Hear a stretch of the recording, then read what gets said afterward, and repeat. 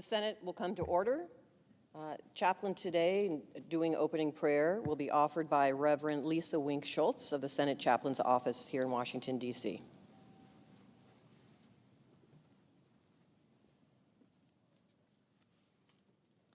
Let us pray. Eternal Lord God, your word says that those who do not walk in the counsel of the ungodly will be blessed. You also tell us that those who delight in your word day and night are like fruitful trees planted by streams of water. Today, let your word guide those who serve here on Capitol Hill. Infuse our senators and their staff with your presence, power, and peace. Lord, make your power available to them hour by hour so that they will have the physical, intellectual, emotional, and spiritual stamina to complete the duties of this day. We pray in your gracious name. Amen. Please join me in reciting the Pledge of Allegiance to the flag. Pledge allegiance to the flag of the United States of America and to the republic for which it stands, one nation, under God, indivisible, with liberty and justice for all. The clerk will read a communication to the Senate. Washington, D.C., December 12, 2024. To the Senate, under the provisions of Rule 1, Paragraph 3 of the Standing Rules of the Senate, I hereby appoint the Honorable Catherine Cortez Masto, a senator from the state of Nevada, to perform the duties of the chair. Signed, Patty Murray, President pro tempore. Under the previous order, the leadership time is reserved. Morning business is closed. Under the previous order, the Senate will proceed to executive session to resume consideration of the following nomination, which the clerk will report. Nomination, Nuclear Regulatory Commission, Matthew James Marzano of Illinois to be a member of the Nuclear Regulatory Commission.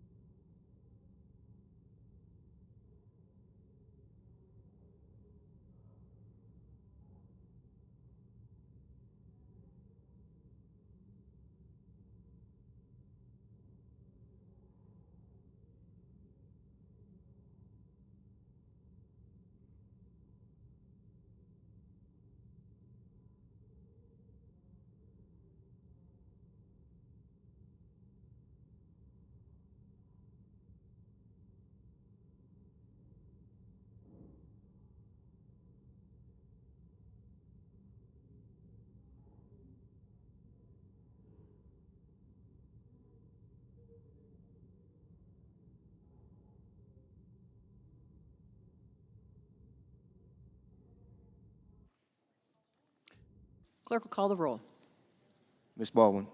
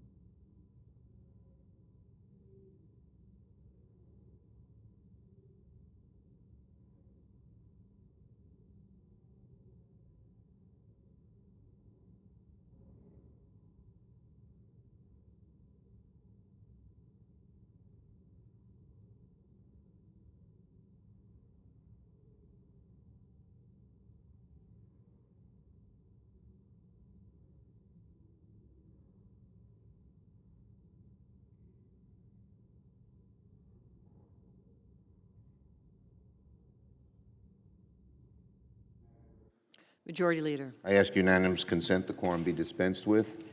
Without objection. I move to proceed to legislative session. Questions on the motion? All in favor say aye. Aye. All opposed, no. The ayes appear to have it. The ayes do have it. Motion is agreed to. Madam President, it's my understanding the Senate has received a message from the House of Representatives to accompany H.R. 5009. Senator is correct. I ask that the Chair lay before the Senate the message to accompany H.R. 5009. The chairman lays before the Senate a message from the House. Resolved that the House agree to the amendment of the Senate to the bill H.R. 5009 entitled An Act to Reauthorize Wildlife Habitat and Conservation Programs and for Other Purposes with an amendment to the Senate amendment. I move to concur in the House amendment to the Senate amendment to H.R. 5009 and ask for the yeas and nays. Is there a sufficient second? There appears to be. The yeas and nays are ordered. Madam President, I send a cloture motion to the desk. The clerk will report. Cloture motion. We, the undersigned senators, in accordance with the provisions of Rule 22 of the Standing Rules of the Senate, do hereby move to bring to a close the debate on the motion to concur in the House amendment to the Senate amendment to H.R. 5009, an act to reauthorize wildlife habitat and conservation plans and for other purposes, signed by 17 senators as follows. I ask that further reading of the names be dispensed with. Without objection. I move to concur in the House amendment to H.R. 5009 with an amendment. Clerk will report. The senator from New York, Mr. Schumer, moves to concur in the House amendment to the Senate amendment to H.R. 5009 with an amendment number 3317. I ask consent that further reading of the amendment be dispensed with. Without objection. I ask for the yeas and nays. Is there a sufficient second? There appears to be. The yeas and nays are ordered. I have a second-degree amendment at the desk. Clerk will report. The senator from New York, Mr. Schumer, proposes an amendment numbered 3318 to amendment numbered 3317. I ask consent that further reading of the amendment be dispensed with. Without objection. I move to refer H.R. 5009 to the Committee on Armed Services with instructions to report back forthwith with an amendment. Clerk will report. The senator from New York, Mr. Schumer, moves to refer the House message to accompany H.R. 5009 to the Committee on Armed Services with instructions to report back forthwith with the following amendment, number 3319. I ask consent that further reading of the motion be dispensed with. Without objection. I ask for the yeas and nays. Is there a sufficient second? There appears to be. There appears to be. The yeas and nays are ordered. I have an amendment to the instructions at the desk. Clerk will report. The senator from New York, Mr. Schumer, proposes an amendment number 3320 to the instructions of the motion to refer. I ask consent that further reading of the amendment be dispensed with. Without objection. I ask for the yeas and nays. Is there a sufficient second? There appears to be. I The have a yeas s- and nays are ordered. I have a second-degree amendment at the desk. The clerk will report. The senator from New York, Mr. Schumer, proposes an amendment number 3321 to amendment number 3320.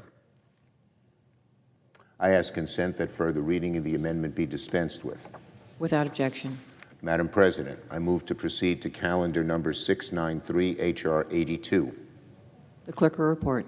Motion to proceed to calendar number 693, H.R. 82, an act to amend Title II of the Social Security Act, and so forth.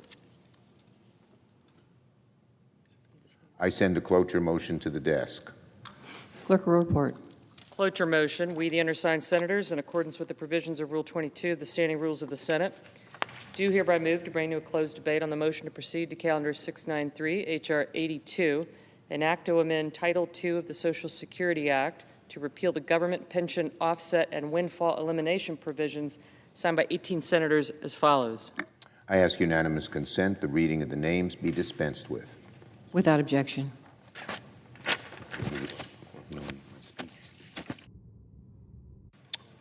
I note the absence of a quorum.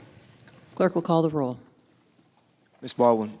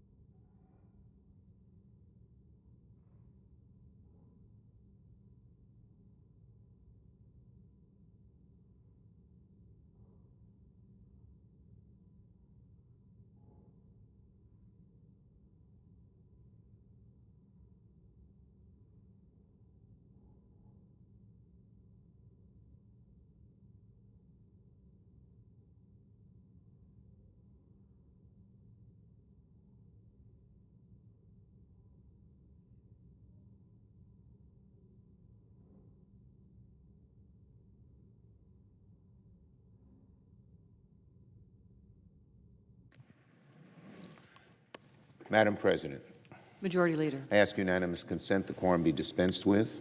Without objection. Madam President, yesterday the House of Representatives passed the National Defense Authorization Act, bringing this bill here to the Senate. I just filed cloture on the NDAA, setting up the first procedural vote for early next week. This year's NDAA has some very good things we Democrats wanted in it. It has some bad things we wouldn't have put in there, and some things that were left out.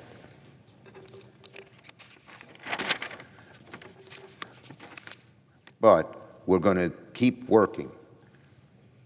We're going to keep working at it. Both sides are working well together, and I hope we can finish the job soon.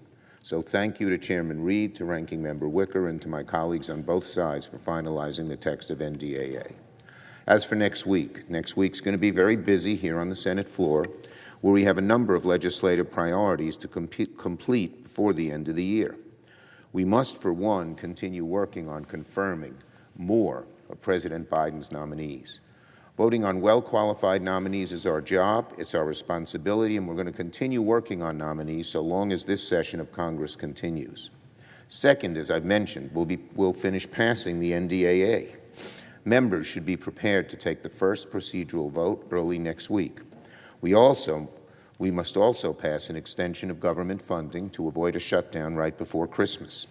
The only way we prevent a shutdown is through bipartisan cooperation without any last-minute poison pills that create controversy.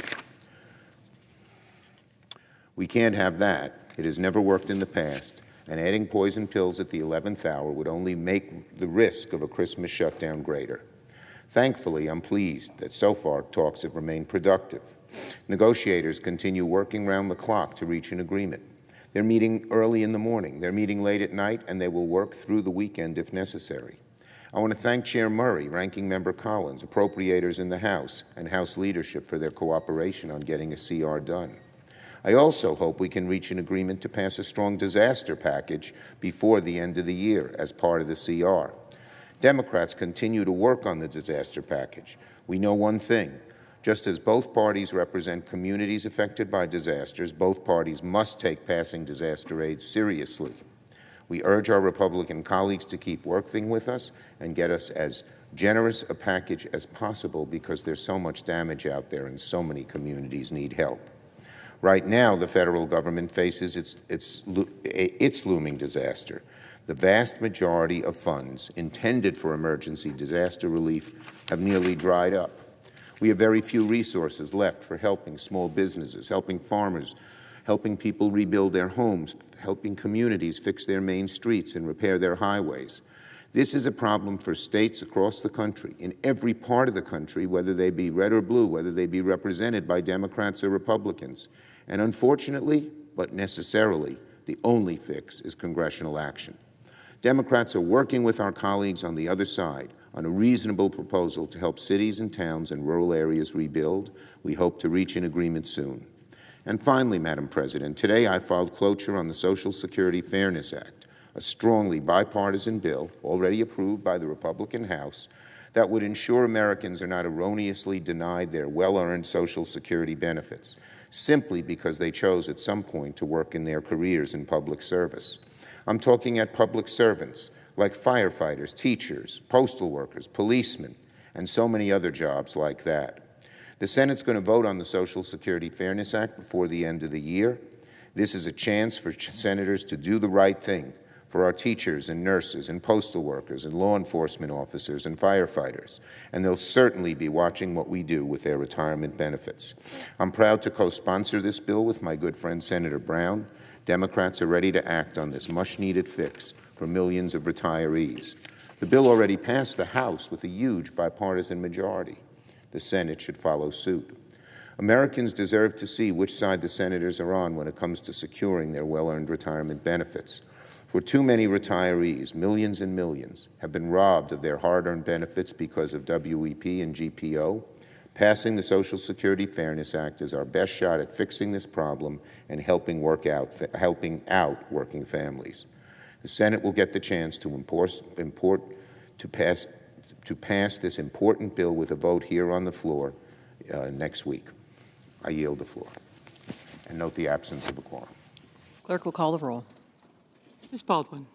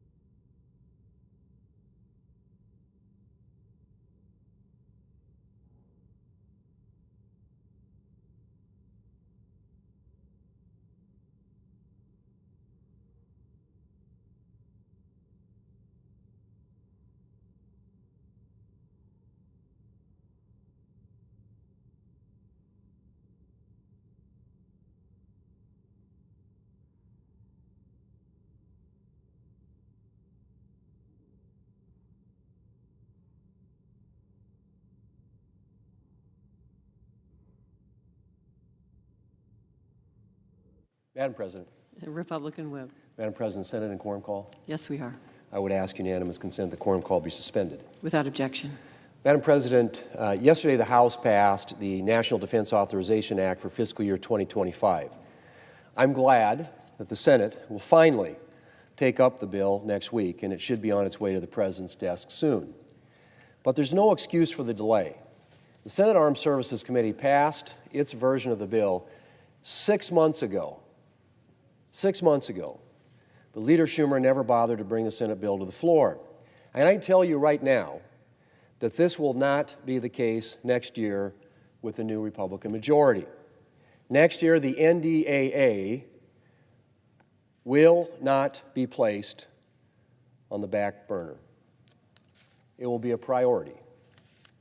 Madam President, the NDAA, National Defense Authorization Act, is one of the most important bills that we consider each year. And that's even more true in a time of increasing instability on the world stage.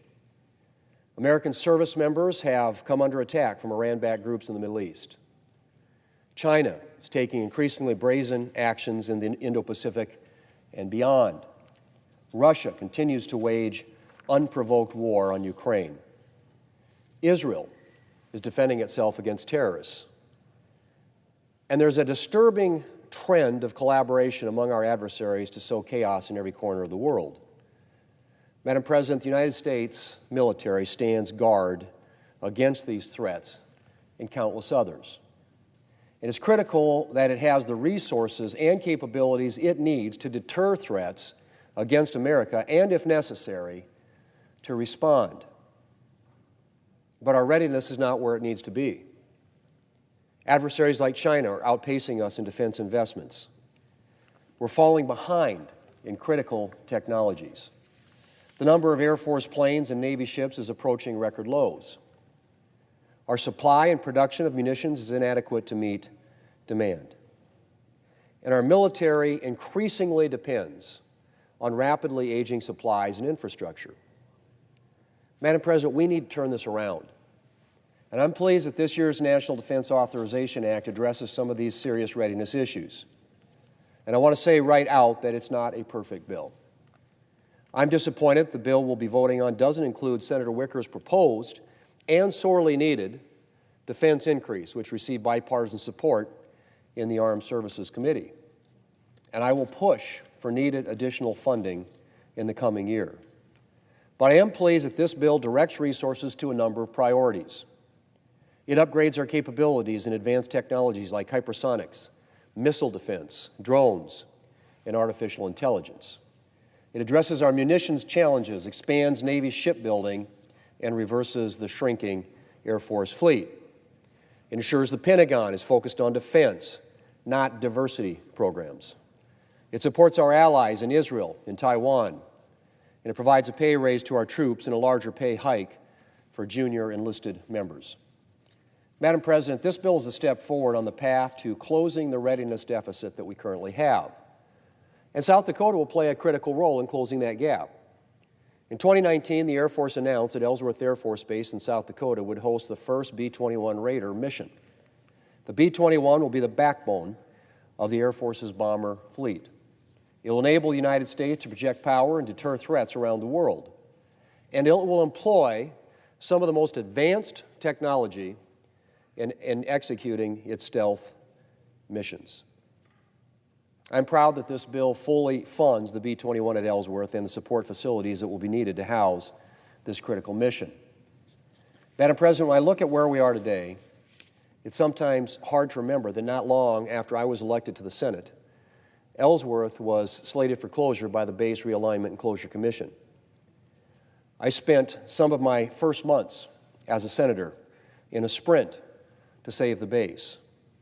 There were those who wondered whether a small state like South Dakota would have the clout to protect Ellsworth. But we got to work, and with the combined efforts of a lot of people, we kept the base. We proved that closing Ellsworth would not only cost more money, it would diminish readiness. And the commission voted to keep Ellsworth open. But we didn't stop there. We went right back to work to make sure that Ellsworth would never be threatened with closure again. and today it is an undisputed asset to the Air Force and to our national defense. Madam President, national defense has always been a priority for me. I believe in peace through strength. I believe that deterrence works.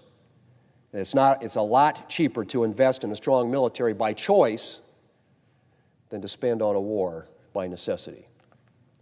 And so I can promise that next year, national security will be a priority in the Senate. We will work to make sure that the military has everything it needs to protect American strength and to keep the peace. Madam President, I yield the floor, and I suggest the absence of quorum. Clerk will call the roll. Ms. Baldwin.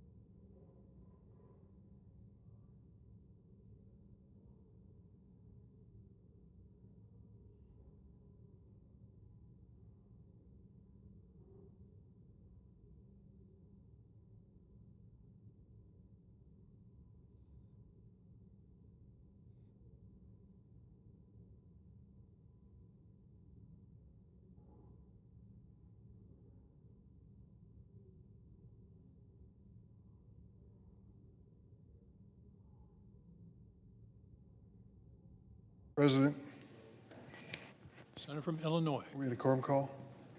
Yes, sir. Ask consent that the quorum call be suspended. Without objection.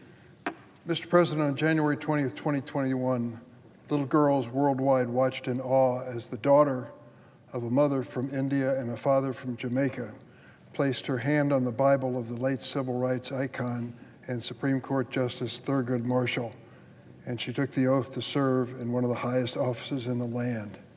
At that moment, history was made. Kamala Harris became the first woman in American history to serve as Vice President of the United States.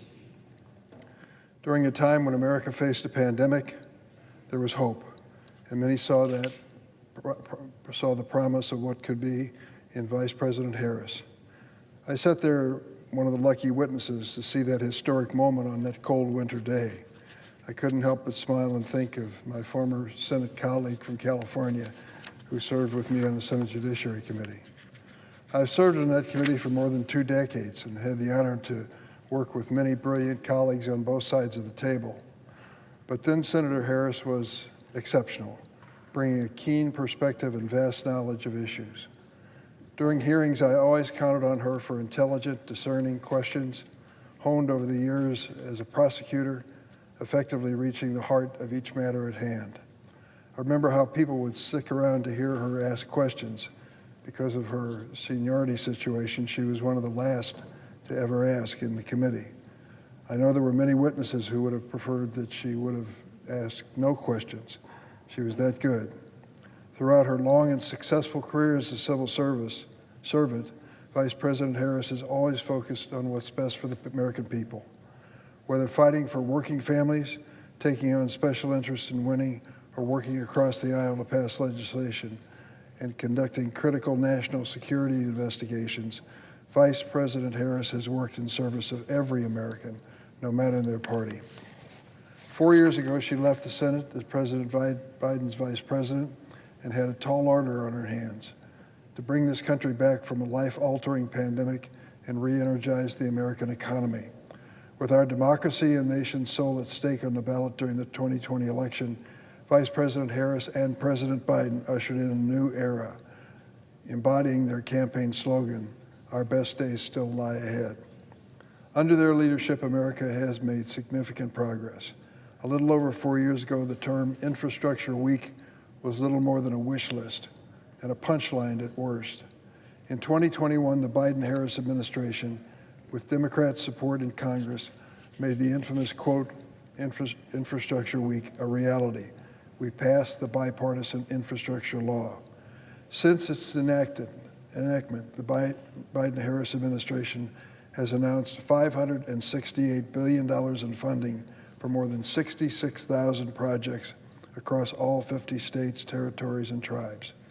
This funding has helped repair more than 196,000 miles of roads, updated 11,400 bridges, replaced more than 350,000 lead pipes, and created nearly 16 million jobs. We were able to help millions of Americans head back to work. Thanks to the American Rescue Plan, the economy's back on track, and the world struggled with a deadly life-threatening virus. America had one of the most robust job recoveries on record and the strongest economic recovery in the world, driving unemployment below 4% for 28 months, the longest stretch of low unemployment in more than 50 years. We lowered health care and prescription drug costs, including a $2,000 cap on prescription drugs for seniors and people with disabilities, a $35 a month cap on the cost of insulin, and new lower prices for prescription drugs and Medicare. And since the Supreme Court's decision to overrule Roe versus Wade, Vice President Harris has been an outspoken advocate for reproductive freedom. Over the past 2 years, Republican lawmakers have picked up where the Supreme Court left off. In state after state, they've undermined and even eliminated reproductive health care for millions of Americans, with devastating consequences. But the Biden-Harris administration has been a steady, predictable, consistent beacon in what feels like a never-ending storm. With the Vice President's leadership, the administration has acted to protect access to reproductive health care, including through FDA-approved medication abortion, emergency medical care, and supporting the ability to travel for reproductive health care. On what would have been the 51st anniversary of Roe versus Wade, Vice President Kamala Harris launched a nationwide fight for reproductive freedoms. For as long as I've known her, she's always been a fighter. So I didn't hesitate when she called and asked my support when she ran for president. I didn't hesitate to say yes. Now I know the election outcome is not what we wanted or fought for, but believe me when I say she made a difference in the history of this nation. And I could not be prouder of her strength and resolve during the campaign. At a recent address at Howard University, Vice President Harris said something that'll stay with me. She said, "The light of America's promise will always burn bright as long as we never give up and as long as we keep fighting." Madam Vice President, you have been and always will be the light of America's promise. You have given voice to the voiceless, made those who felt invisible feel seen, and fought for those unable to fight for themselves. It's been a true honor to work and serve with her over these years. I thank her for her service to this country. We're all the better for it. And I yield the floor. Suggest. Clerk will call the roll. Ms. Baldwin.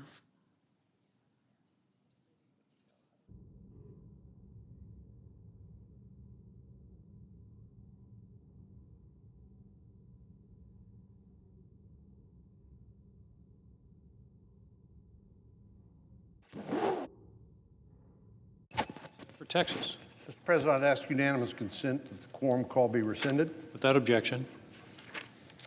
Mr. President, last week I spoke about some of President Trump's nominees to unleash American energy dominance. Today I'd like to highlight another issue and some of his great picks to help lead his agenda. For one thing, I'm very excited about his partnership with my fellow Texan, Elon Musk, who will help lead the newly created Department of Government Efficiency, or DOGE.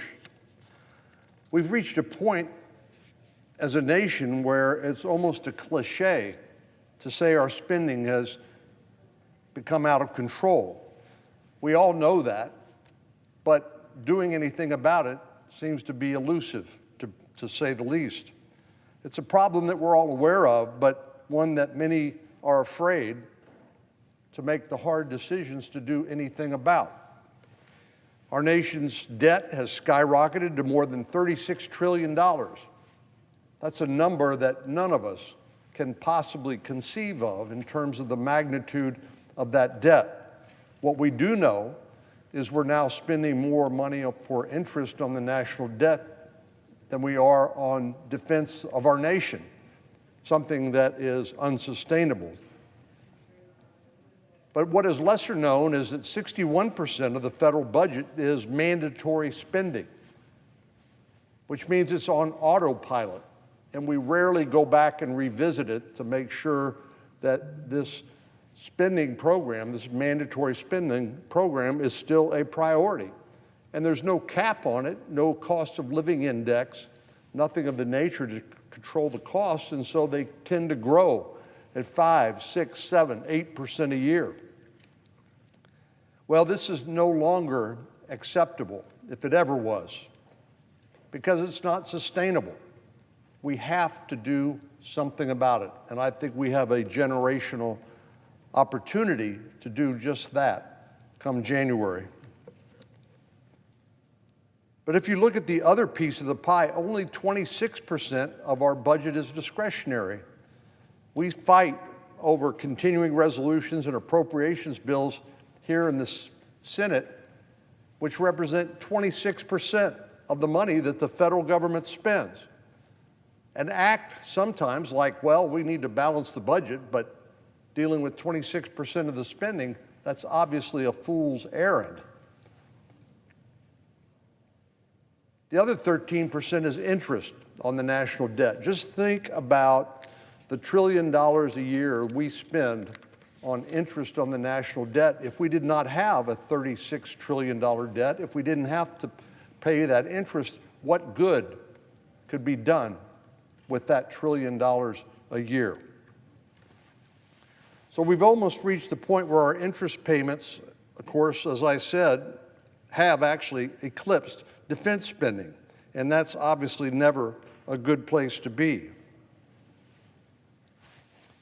Where we spend, what we spend, is almost as important as how much we spend. Let me say that again. Where we spend, what we spend is almost as important as how much we spend. I've never one to believe that it's just a matter of, in terms of judging our national security, that we need to spend X amount of dollars, because that doesn't really tell you much about how those dollars are spent. And one of the things I'm hoping the new administration can do, being disruptors, being and opposing the status quo, that we can see some real changes at the Pentagon and in terms of equipping our warfighters with the most modern, most effective weapons and weapon systems that they need in order to restore deterrence. So I think it's obvious, and I think this election is a referendum on this, that we need to take a look in the mirror and a look at our pocketbook and have a reckoning. So for this reason, I'm excited to work with Elon Musk and his co-chairman, Vivek Ramaswamy, as a founding member of the DOGE caucus here in the Senate. Now, I don't imagine that they're going to be able to unilaterally cut out the waste and efficiency in the federal government, because obviously they're not part of the legislature.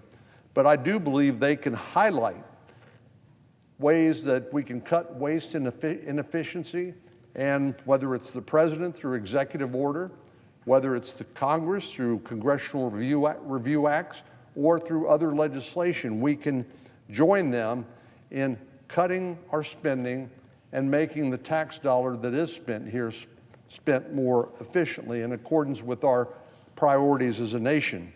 So I look forward to working with both of them and our House colleagues on the DOGE caucus, first to identify the low-hanging fruit.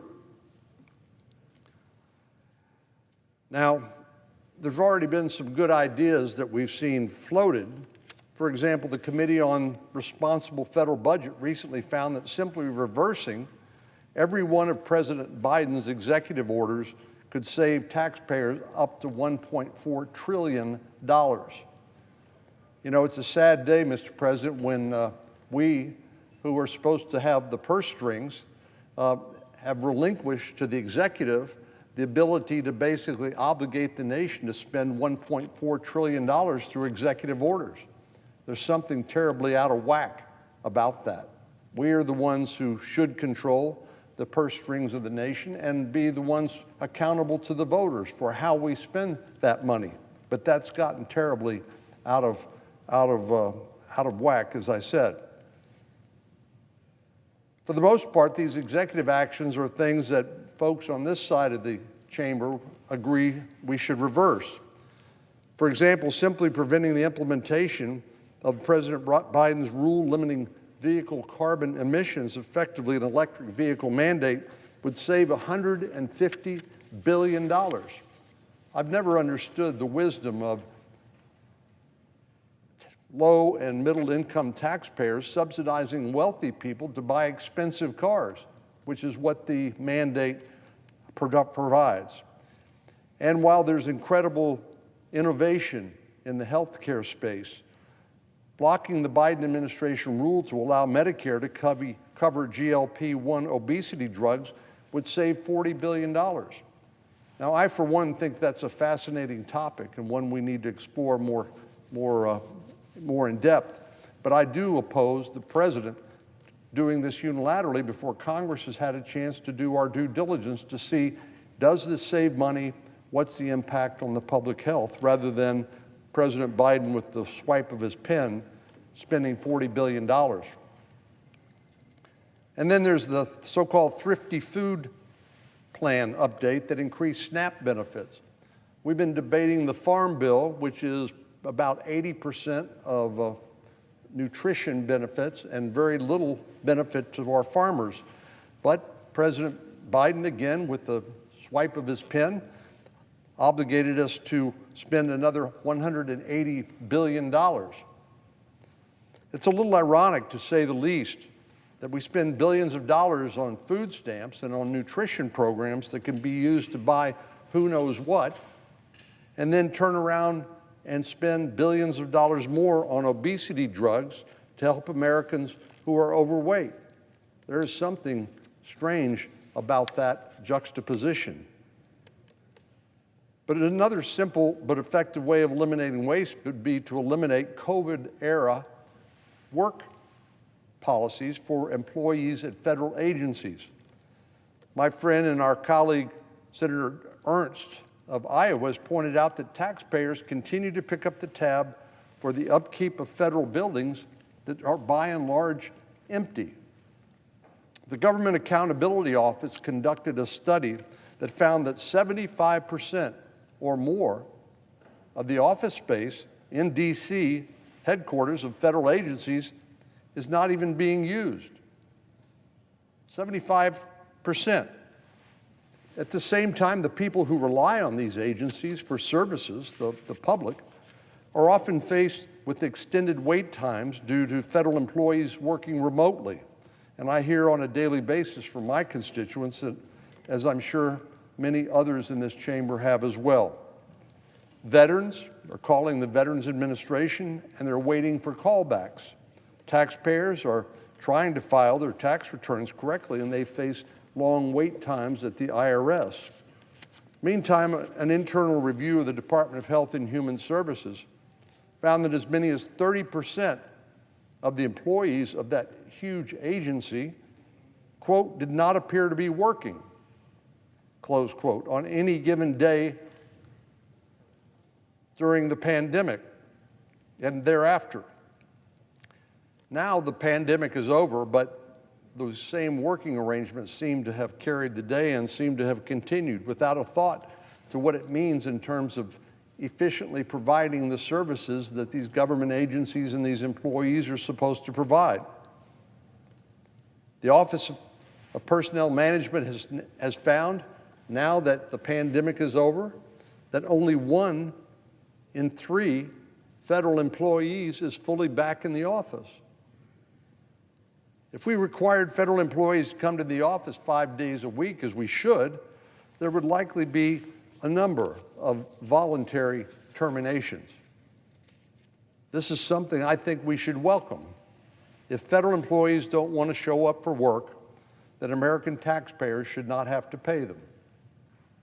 Of course, this is an obvious first step there's an obvious first step we should take here in the Senate, and that is pass a budget come January, which provides us the reconciliation instructions we need in order to do more work that needs to be done. This is an opportunity that, given the fact that Republicans now have the majority in the House and the Senate and the White House, it's not an opportunity we should squander. We must not squander. When Democrats had this opportunity, they used it to pass the so-called Inflation Reduction Act, which, as I pointed out time and time again, did not actually reduce inflation. It went to a 40-year high, and it's still high. Now, set aside the ridiculous notion that you could reduce inflation by massive spending, something Milton Friedman, I'm sure, he's spinning in his grave at that concept. Democrats also set a new precedent by working around the longstanding prohibition on making policy changes in a budget resolution. That's the so-called Byrd Rule, or the law which says that you got to get 60 votes to make policy changes, and you can only do budgetary matters through budget reconciliation using a majority vote in the United States Senate. But this is now a precedent of the Senate that we have at our disposal when it's time for us to pass a budget resolution. And I'm hopeful we can use this vehicle as an opportunity to reform some of our mandatory spending outside of Social Security and Medicare. I've always been a proponent of reevaluating the money we spend. This is something that every family in America, every business in America has to do on a regular basis. We don't do it here, and we need to start, especially with this looming debt and this unsustainable amount of money that we are spending on interest on that debt when we could and should be spending it on other programs or returning those resources back to the American people in terms of lower taxes. So I look forward to working with the DOGE Committee, and all of our efforts to identify and eliminate areas of government waste and rein in reckless and wasteful spending and improve the lives of Texans and all Americans in the process. I yield the floor. The absence of a quorum. Clerk will call the roll. Ms. Baldwin.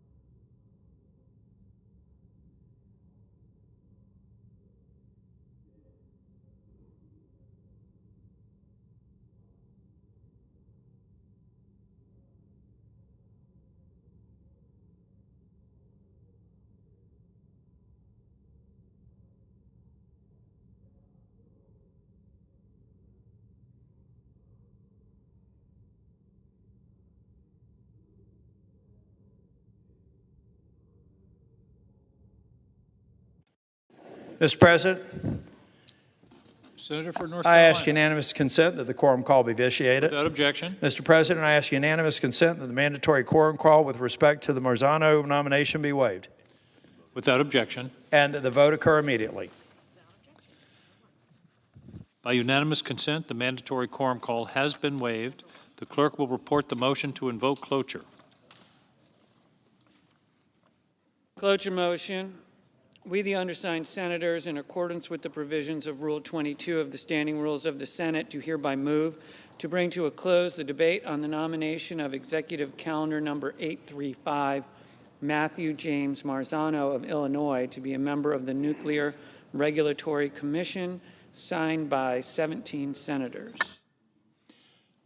By unanimous consent, the mandatory quorum call has been waived. The question is it the sense of the Senate that debate on the nomination of Matthew James Marzano of Illinois to be a member of the Nuclear Regulatory Commission shall be brought to a close? The yeas and nays are mandatory under the rule. The clerk will call the roll. Ms. Baldwin, Mr. Barrasso, Mr. Bennett, Mrs. Blackburn, Mr. Blumenthal, Mr. Booker, Mr. Bozeman, Mr. Braun, Mrs. Britt, Mr. Brown, Mr. Budd, Ms. Cantwell, Mrs. Capito, Mr. Cardin, Mr. Carper, Mr. Casey, Mr. Cassidy, Ms. Collins, Mr. Coons, Mr. Cornyn, Ms. Cortez Masto, Mr. Cotton, Mr. Kramer,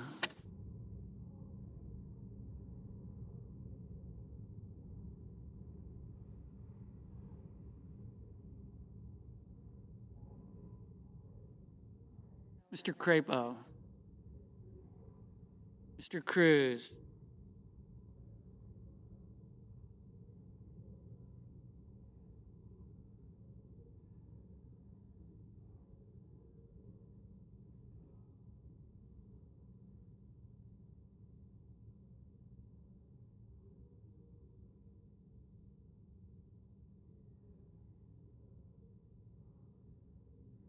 Mr. Daines,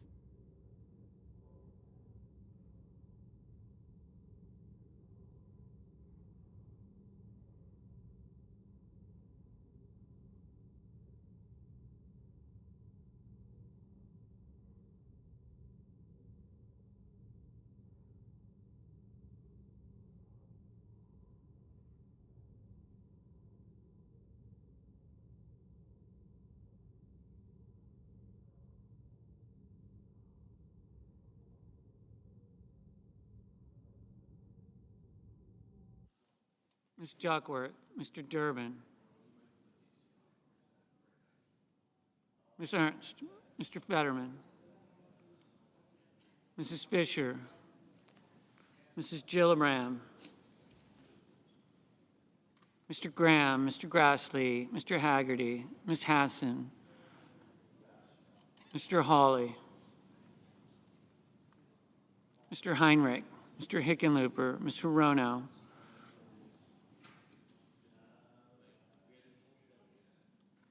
Mr. Hoven, Mrs. Hyde-Smith, Mr. Johnson, Mr. Kane, Mr. Kelly, Mr. Kennedy, Mr. Kim, Mr. King,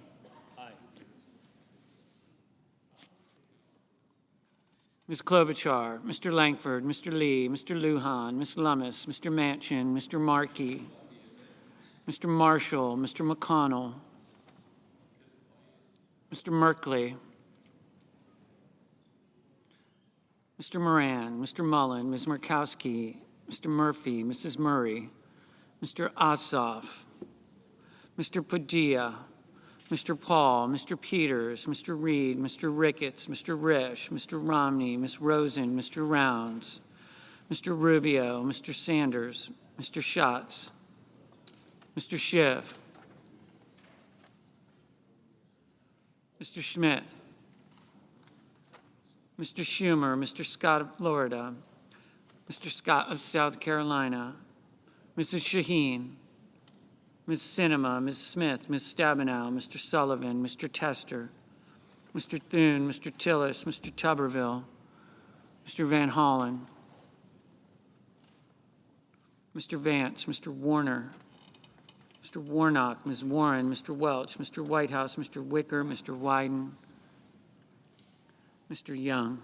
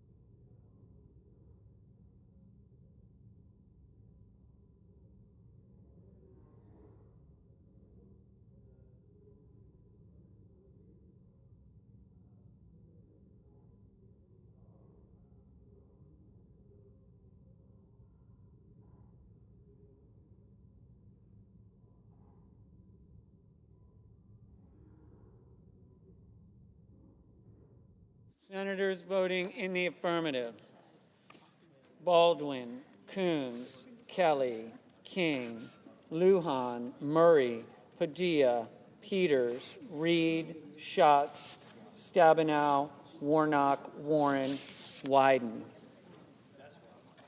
Senators voting in the negative: Barrasso, Britt, Capito, Cornyn, Cotton, Crapo, Cruz, Fisher, Langford, Mullen, Risch, Scott of Florida, Thune, Tillis, Tuberville. Mr. Kramer, no. Mr. Johnson, no.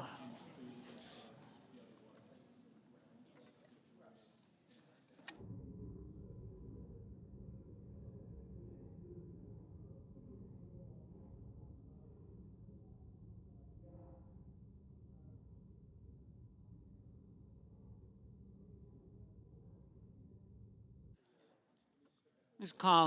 Collins, no. Mr. Young, no. Mr. Ossoff, aye.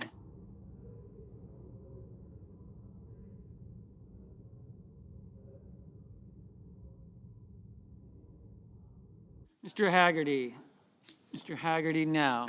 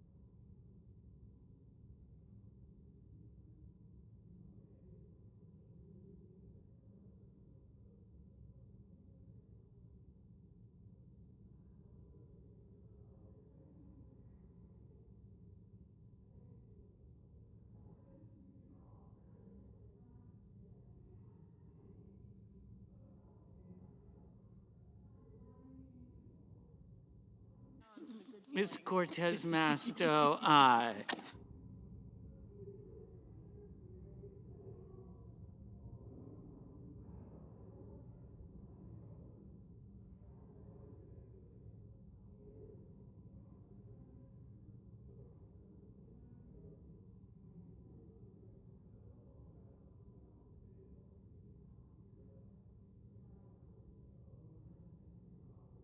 Mr. Manchin, aye. Mr. Kim, aye.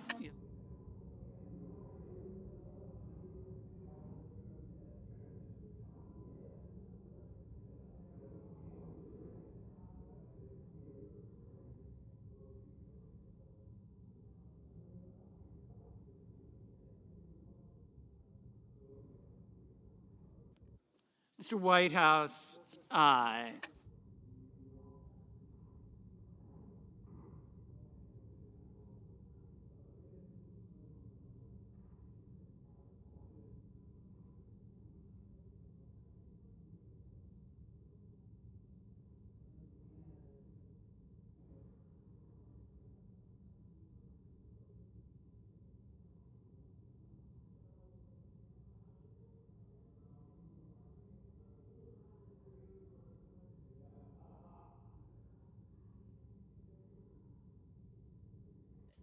Mr. Fetterman, aye. Mr. Booker, aye.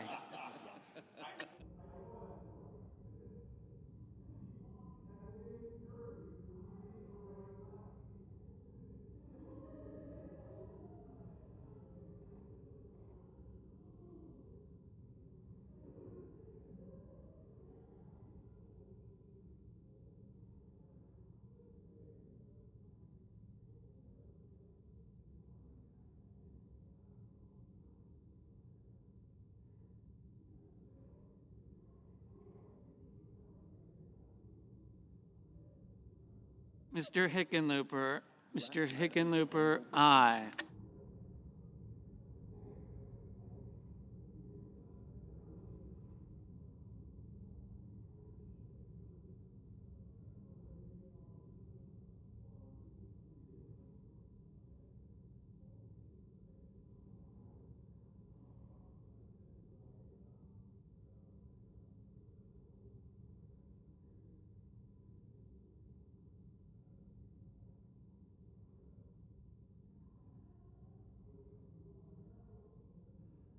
Ms. Hirono. Ms. Hirono, aye.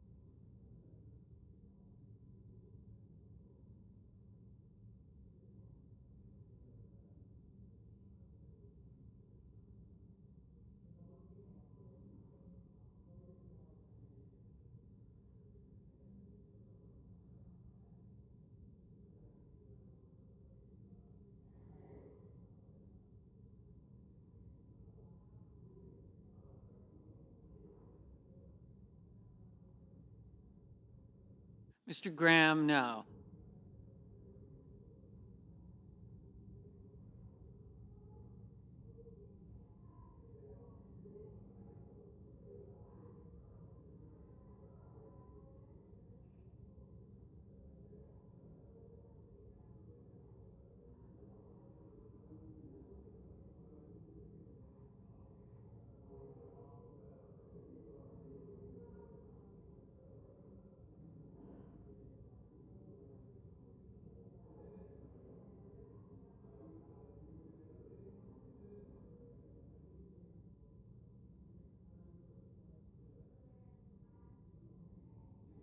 Mrs. Gillibrand, aye.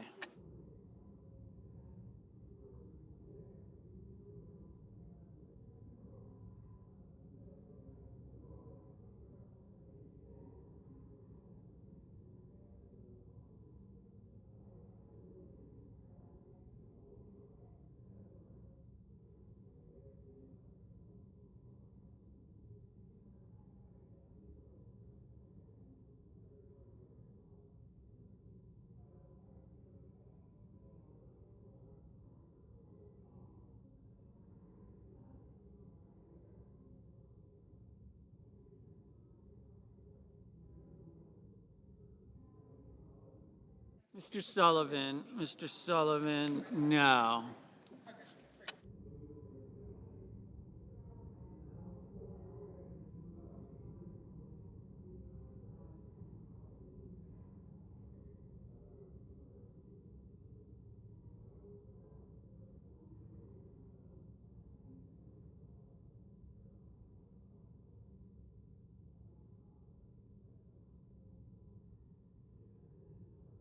Ms. Smith, aye. Ms. Lummis, no. Mr. Schiff, aye. Ms. Rosen, aye.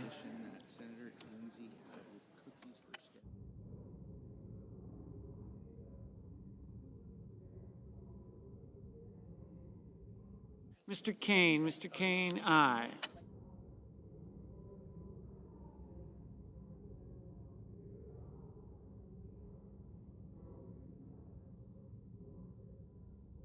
Mr. Moran, no.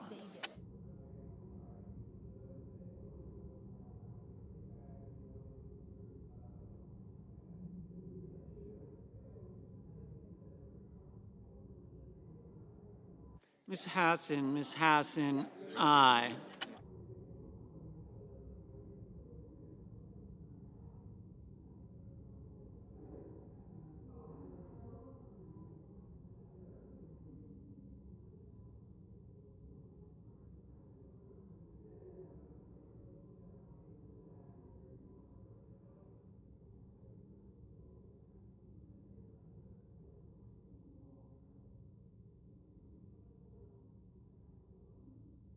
Mrs. Shaheen, aye.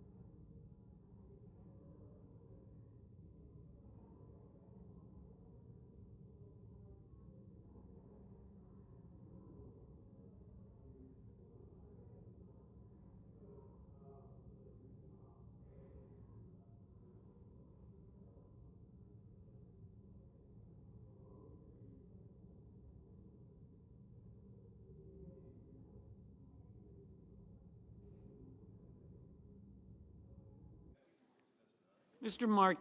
Markey, aye.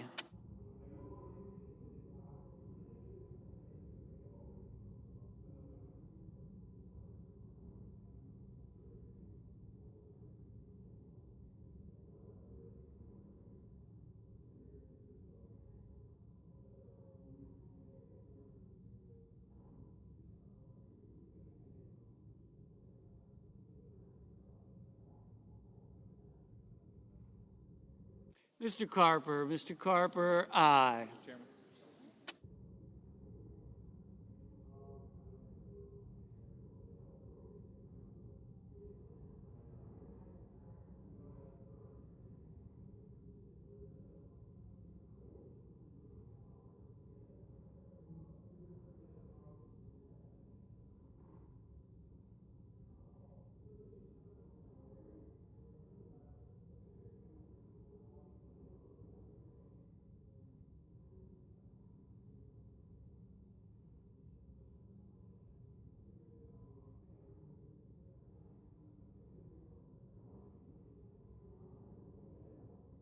Mrs. Hyde-Smith, no.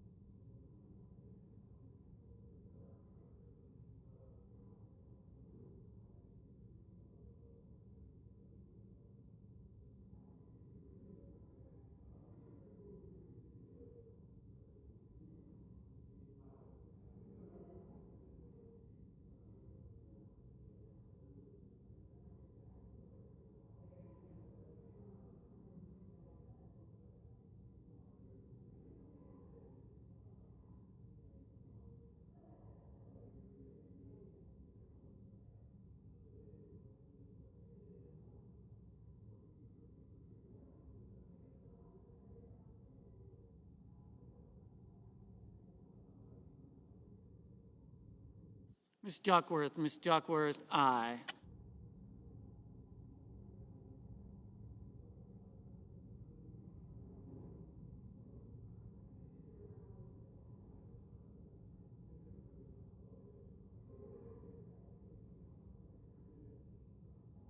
Mr. Daines, no.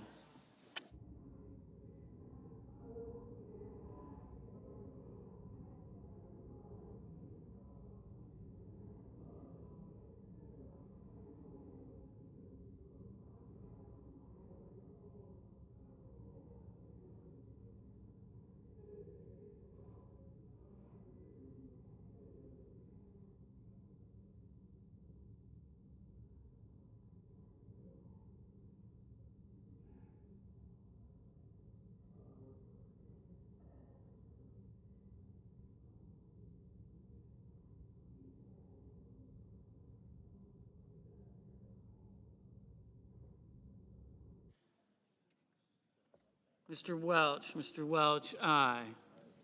Mr. Blumenthal, aye.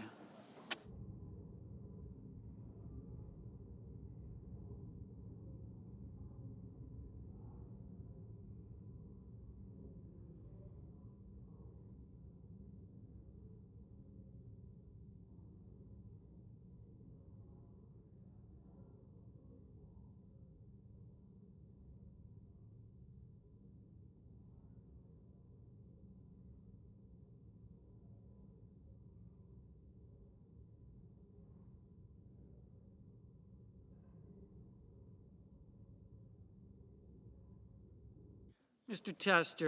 Tester, aye.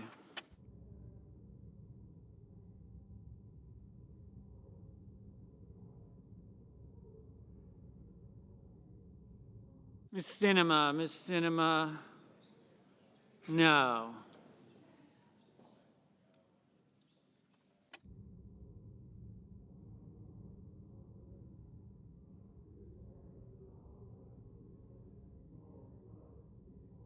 Mr. Casey, aye.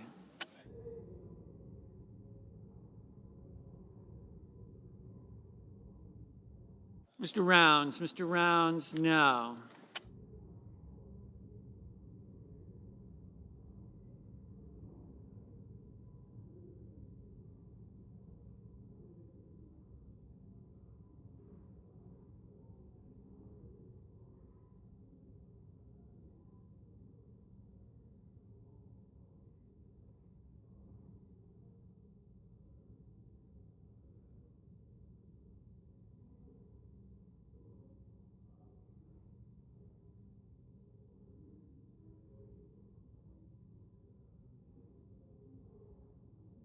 Mr. Bennett, aye.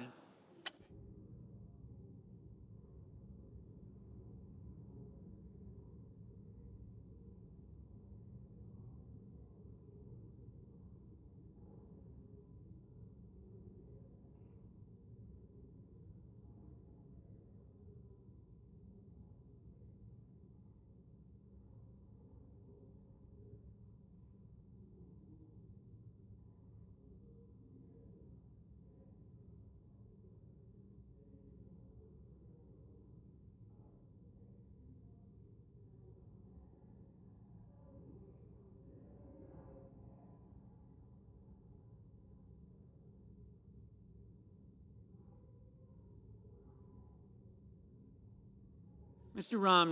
Romney, no.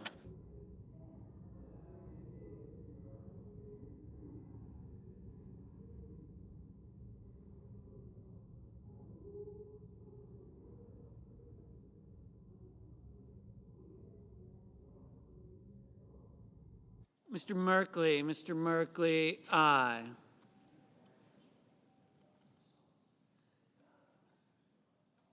Mr. Murphy, aye.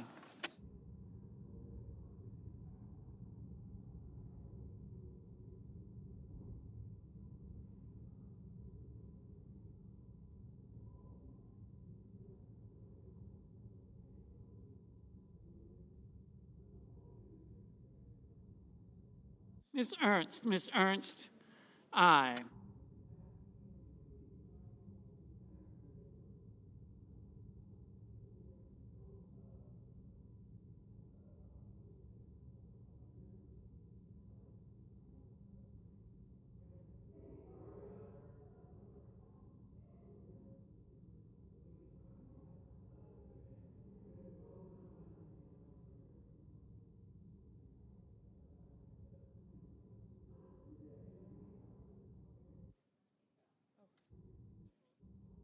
Ms. Ernst, no.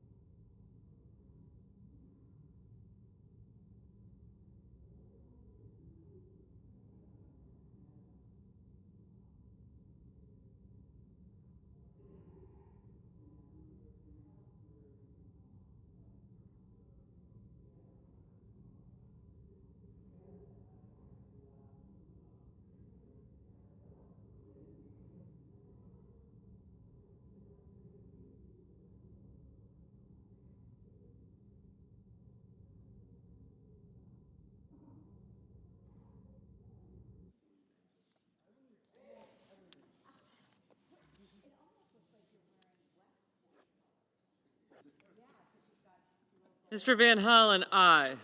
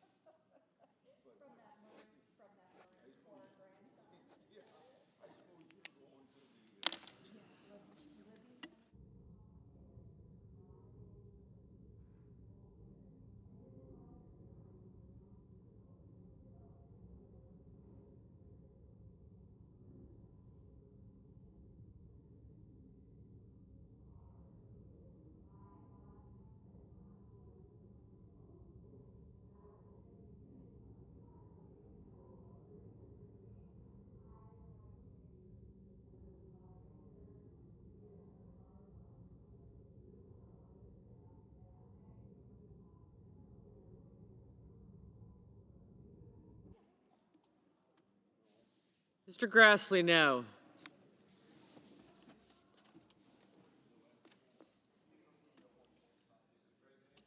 Mr. Schumer, aye.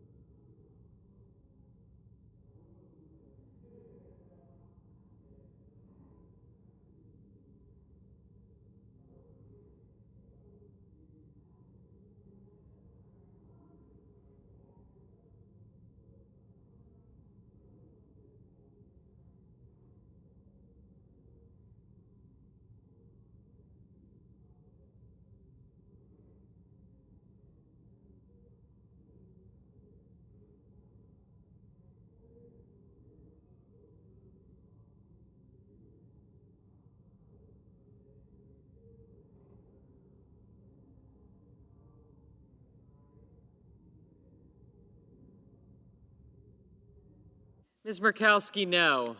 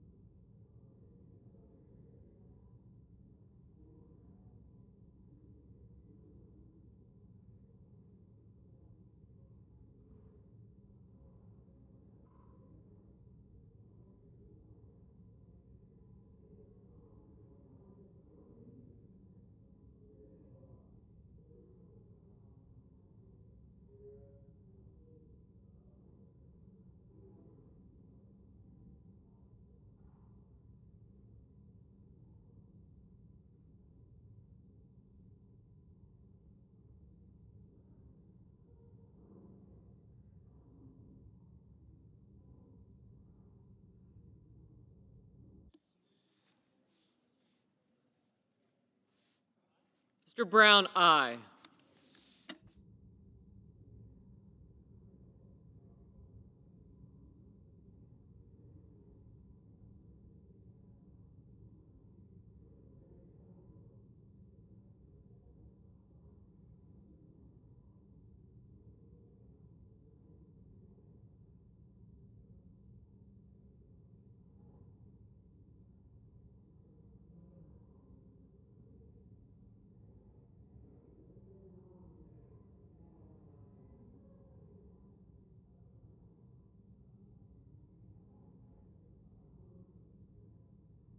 Mr. Heinrich, aye.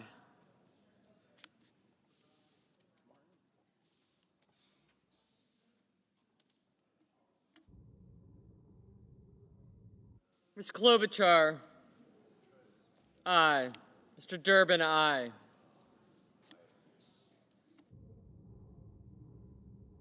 Mr. Hawley, no.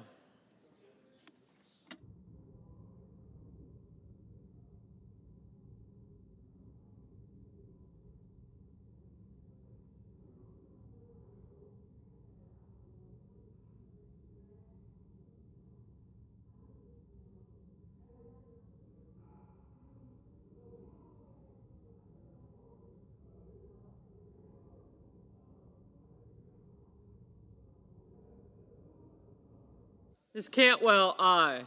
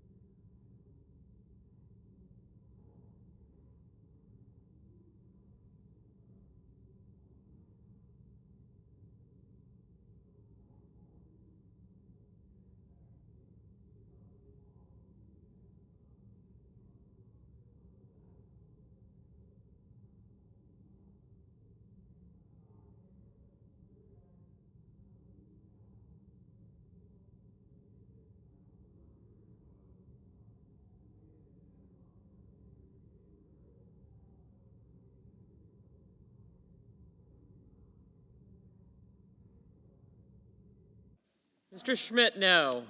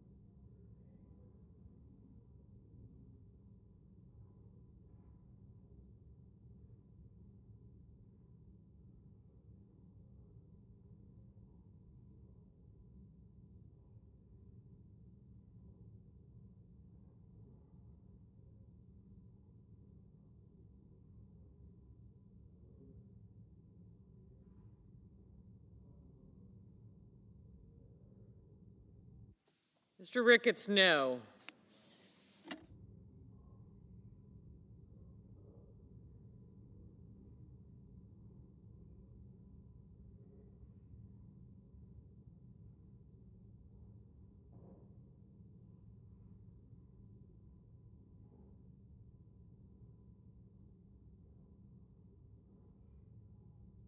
Mr. Budd, no.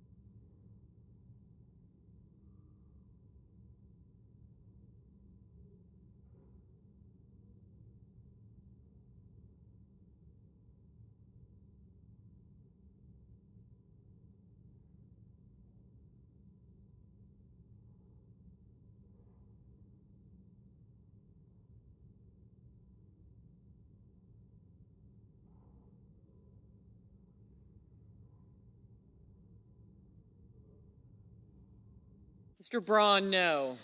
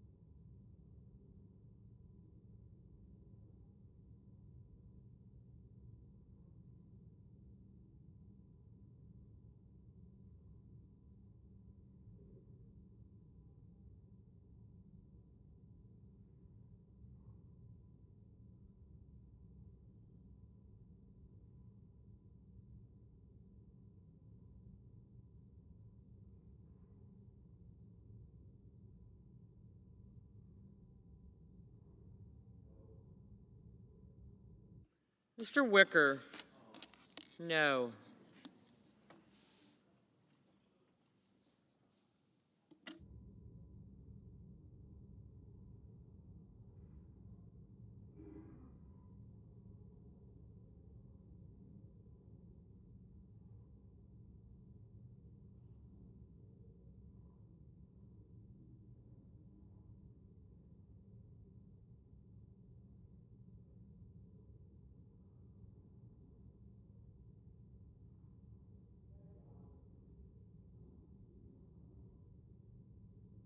Mr. Cardin, aye.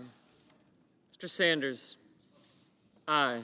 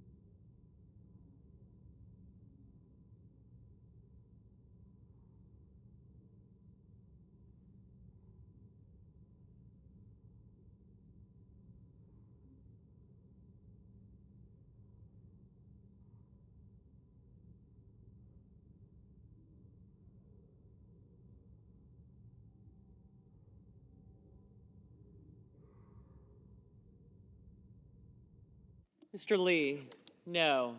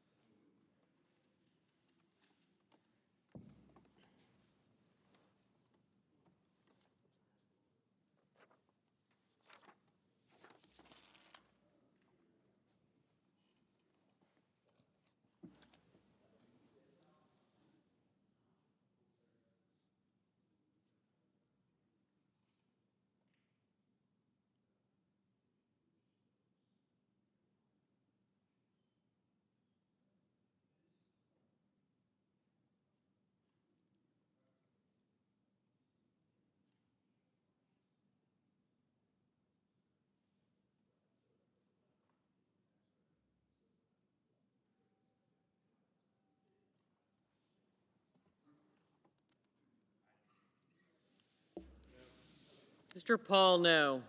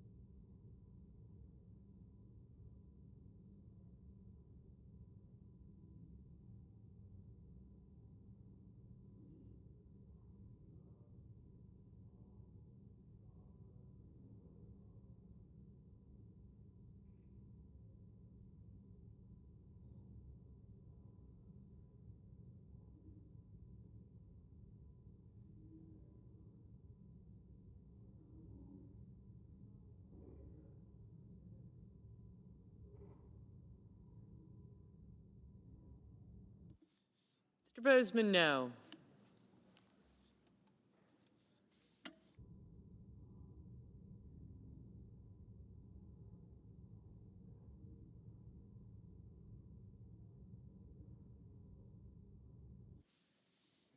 Mr. Scott of South Carolina, no. Mr. Warner, aye.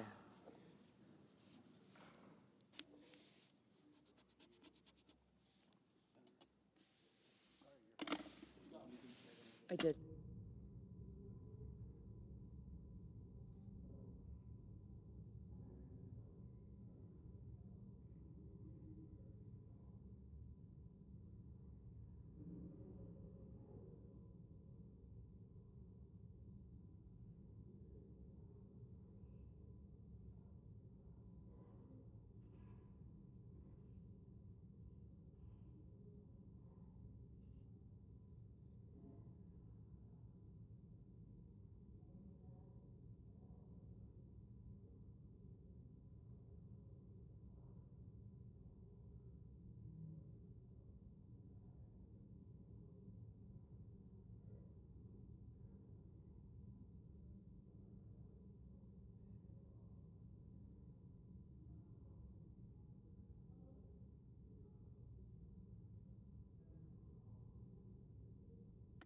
Mr. Kennedy, no.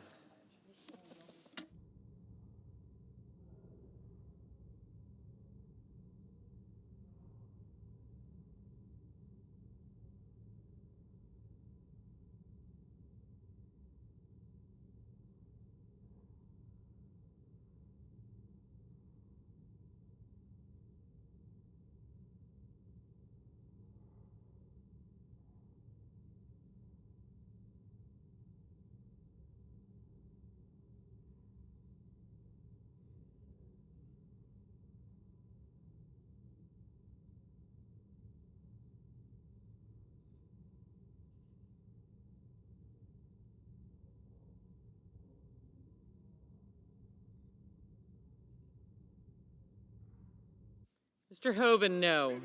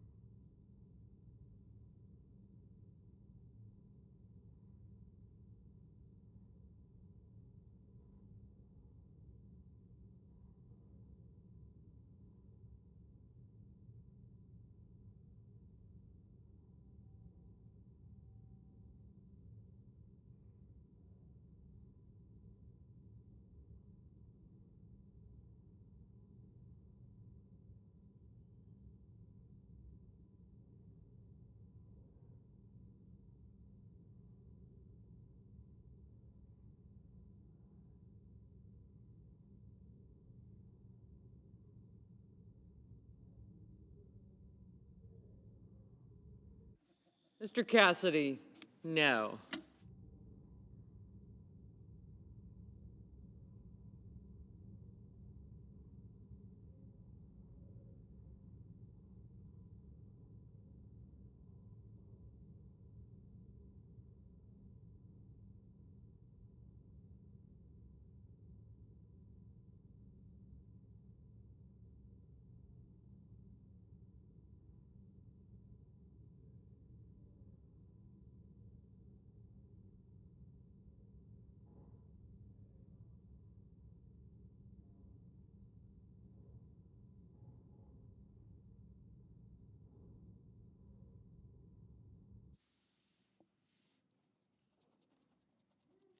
Mr. Rubio, no.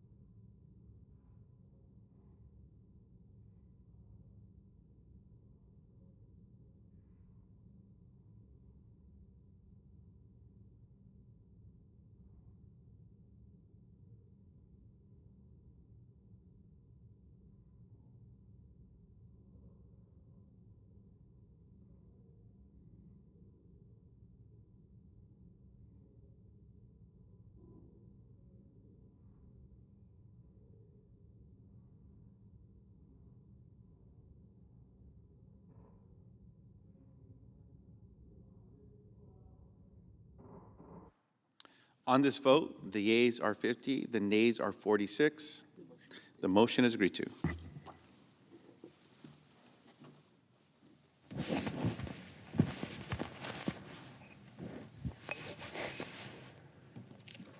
Mr. President. Senator from Maryland. As if in legislative session, notwithstanding Rule 22, I ask unanimous consent that the Committee on Foreign Relations be discharged from further consideration of S-920 and the Senate proceed to its immediate consideration.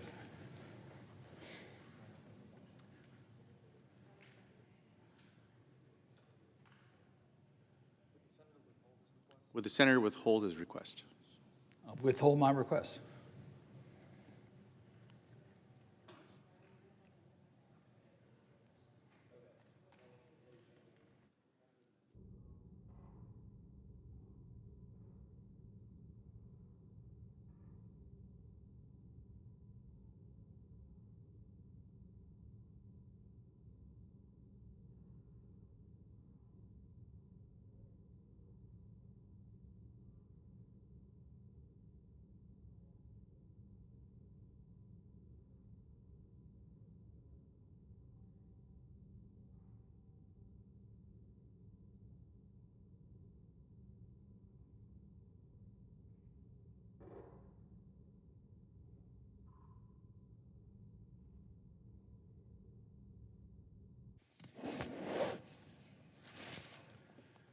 Mr. President. Senator from Maryland. As if in legislative session, notwithstanding Rule 22, I ask unanimous consent that the Senate proceed to the immediate consideration of calendar 91 S-920. Clerk report. Calendar number 91 S-920, a bill to reauthorize the Trafficking Victims Protection Act of 2000 and for other purposes. Is there objection to proceeding to the measure? Without objection.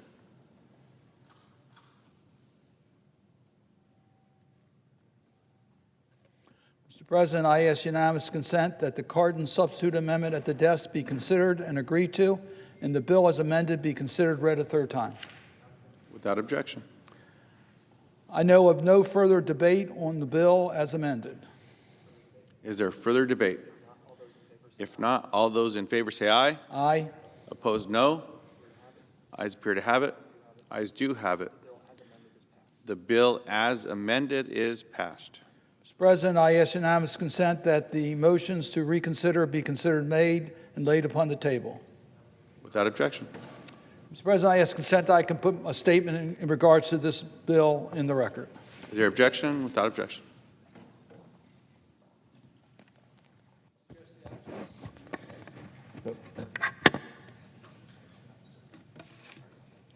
Mr. President. Senator from California. Mr. President, it's been nearly 4 years since I was first sworn in to serve here in the Senate. And since then, as a member of the Senate Judiciary Committee, I've had the privilege of working alongside my colleagues to provide advice and consent on President Biden's judicial nominees. And over the course of the 4 years, we've confirmed some of the most qualified, extraordinary public servants ever to be nominated to the federal bench. And as of this week, that's meant that 233 new federal judges are serving in the federal judiciary, including 33 in my home state of California. So I rise today to celebrate the 3 most recently confirmed federal district court judges in my home state. Last week, with your support, we confirmed Judge Ann Huang to serve on the U.S. District Court for the Central District of California. Judge Huang earned her bachelor's degree from Cornell University and her law degree from the University of Southern California Law School. After beginning her career as a litigation associate at Arell and Manella in Los Angeles, Judge Huang went on to serve for 12 years in the Federal Public Defender's Office in Los Angeles, the largest public defender's office in the nation. During her time there, she rose through the ranks from deputy public defender to chief Deputy Public Defender as she gained extensive trial experience. In 2018, she was appointed to the Los Angeles County Superior Court. Informed by the invaluable experience that came from serving as a public defender, Judge Huang now brings an important perspective to the federal bench. Next, earlier this week, we confirmed Judge Cynthia Valenzuela, also to the U.S. District Court for the Central District of California. Now, Judge Valenzuela earned her undergraduate degree from the University of Arizona before earning her law degree at the UCLA School of Law. After graduation, she served as special assistant on the U.S. Commission on Civil Rights, and later as a trial attorney with the Department of Justice's Civil Rights Division Voting Rights Section. Eventually, she returned to Los Angeles to work in the U.S. Attorney's Office as a prosecutor in the Criminal Division.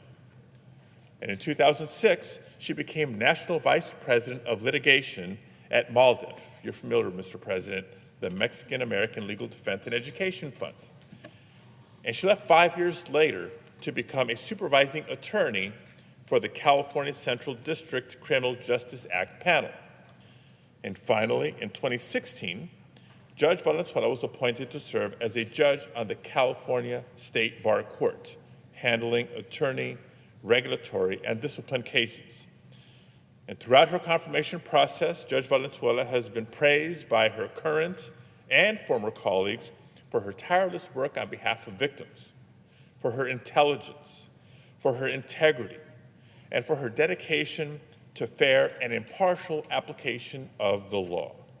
Her academic credentials, her legal qualifications, and experience will make her yet another outstanding federal judge for the Central District. And finally, also earlier this week, we had the honor of confirming Judge Noel Weiss, President Biden's nominee to serve on the U.S. District Court for the Northern District of California. Judge Weiss earned her undergraduate degree from the University of Nevada, Las Vegas, and her law degree from Nova Southeastern University Law School, and her Master of Science of Law degree from Stanford Law School. Judge Weiss first clerked on the Florida 4th District Court of Appeal before joining the U.S. Department of Justice as a trial attorney in the Natural Resources Division, where she also spent a year detailed to the Assistant U.S. Attorney's Office for the Southern District of California. She then worked in private practice for several years before co-founding the firm Wise Gleicher in 2006, where she litigated at the trial and appellate level in both state and federal courts.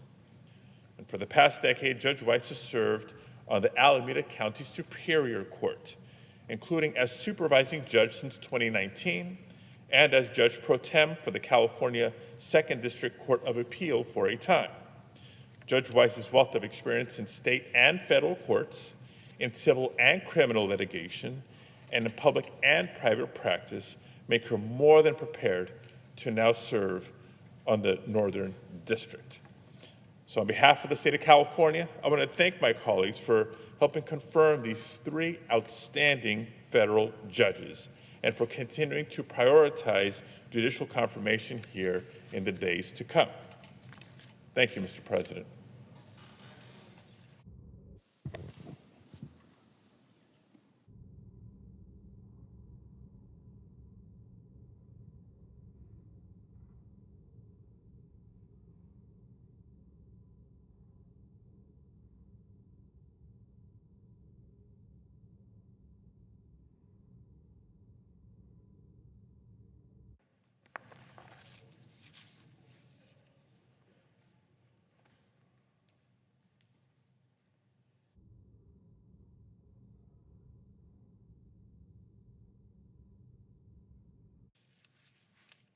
Mr. President, Senator from California. I ask that as if in legislative session, notwithstanding Rule 22, I ask unanimous consent that the Senate proceed to the immediate consideration of calendar item number 510 S 4000.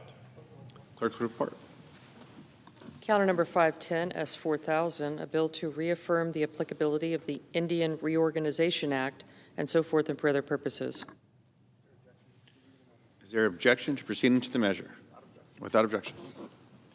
Mr. President, I ask unanimous consent that the bill be considered read a third time. Without objection. And I know of no further debate on the bill. Is there further debate? If not, all those in favor say aye. Aye. Opposed, no. The ayes appear to have it. The ayes have it. The bill is passed. Mr. President, I ask that the motion to reconsider be considered made and laid upon the table. Without objection.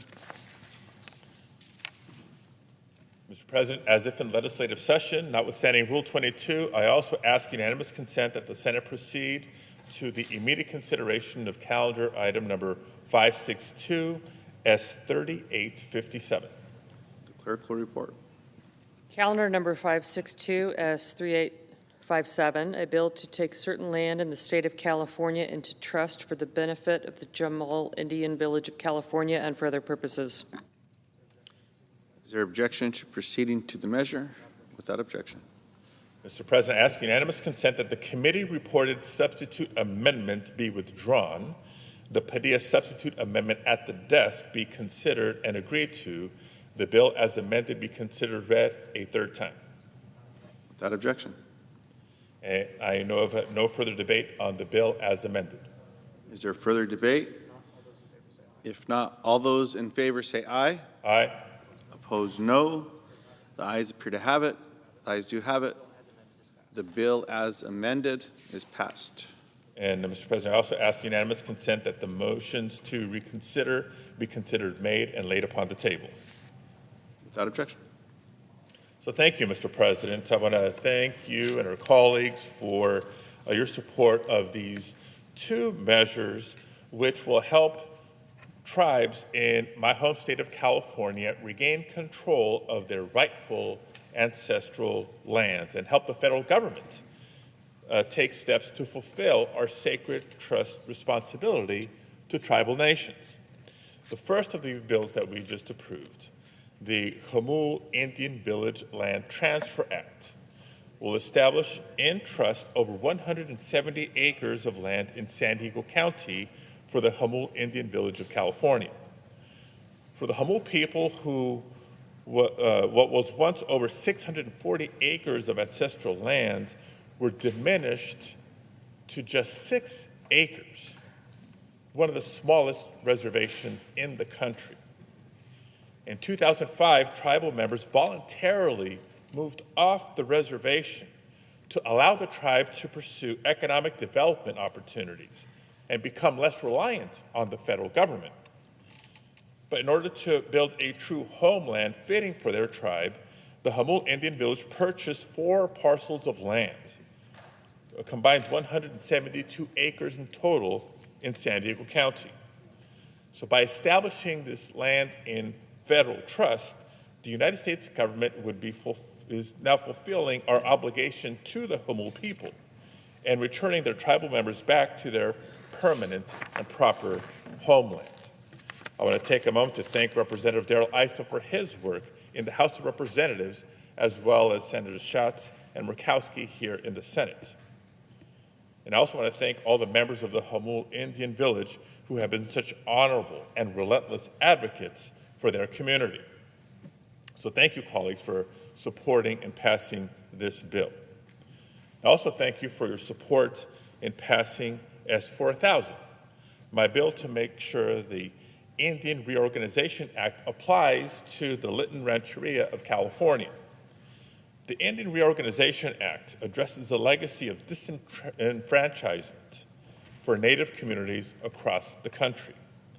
It was a landmark bill that helped tribes reestablish their sovereignty and rebuild their communities after decades of immoral assimilation policies attempted to tear them apart. The bill we just approved would simply provide clarity that the Lytton Rancheria of California is able to place land into trust through the Department of Interior's standard land to trust process. And I again thank my partners, Senators Schatz and Murkowski, for their support, and thank you all for your support in passing both of these measures today. Thank you, Mr. President. I yield the floor.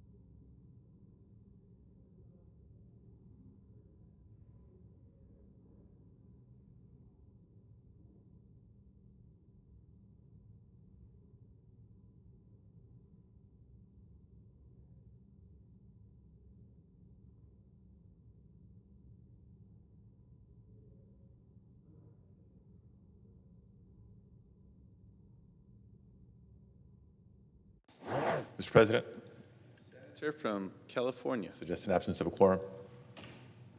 Clerk will call the roll. Ms. Baldwin.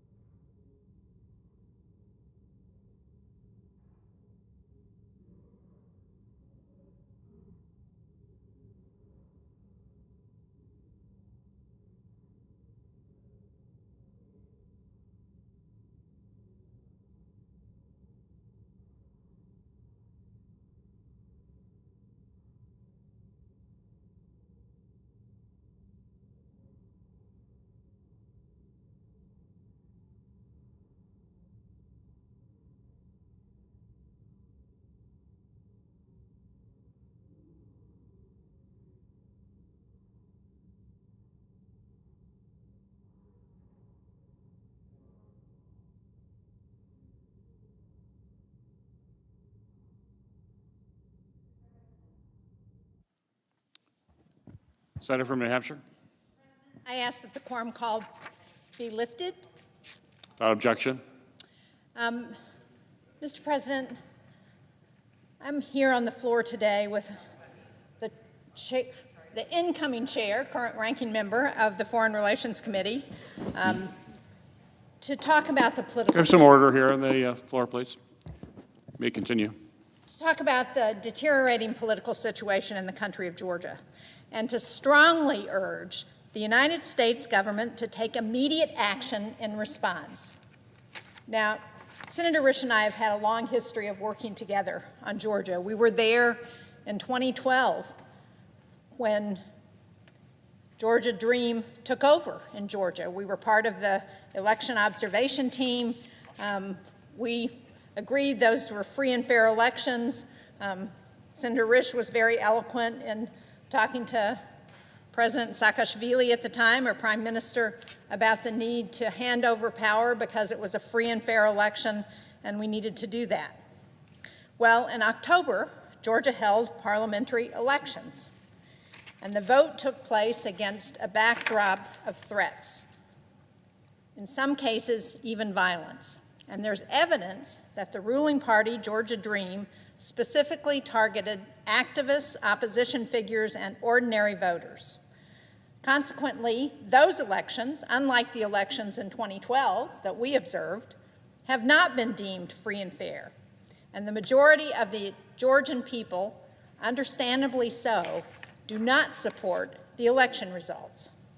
In the aftermath, Georgian Dream government decided to yank Georgia off of its Euro-Atlantic path. It announced the country would cease negotiating with the European Union over its accession to the bloc. Of course, it's a move that pleased Vladimir Putin and the Kremlin and reinforced to many his influence over the politics and the policy of Georgia. This step directly contravened Georgia's own constitution, where the Georgian people enshrined their commitment to joining both the EU and NATO, and it has rightfully caused outrage across the country. For 2 weeks, we've seen widespread protests that brought thousands of people into the streets. The protests are being led by young people who have grown up in an independent Georgia, in a country that was looking toward a better, more democratic future. In an attempt to control those peaceful protesters, the government has responded with brutal force. And over the last 2 weeks, we've seen Georgian Dream target opposition politicians, media, and protest organizers, not only using force in an attempt to disperse crowds, but rounding up individuals at their homes, beating them, and detaining them. That is not what a democracy does. Now, the president of Georgia, President Zurabishvili, has stood in solidarity with the protesters. She's urged the government to stop its campaign of violence against its own people. But now, in a very concerning turn, Georgian Dream intends to appoint a new president this weekend by holding a vote in Parliament where only its members are participating. A new president and commander-in-chief, one who stands with Georgian Dream and supports the Kremlin, could dramatically escalate an already volatile situation. Now, as we think about why this is important to the United States, since 1992, the U.S.-Georgia partnership has been based on shared democratic values.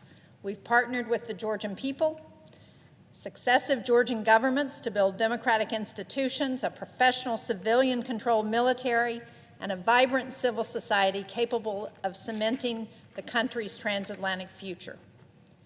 Georgia is an EU candidate country. It has been, until recently, a close, reliable partner for NATO and the United States. Georgia joined the U.S.-led coalition in the Iraq War in 2003, and Georgian soldiers deployed to Afghanistan in 2004.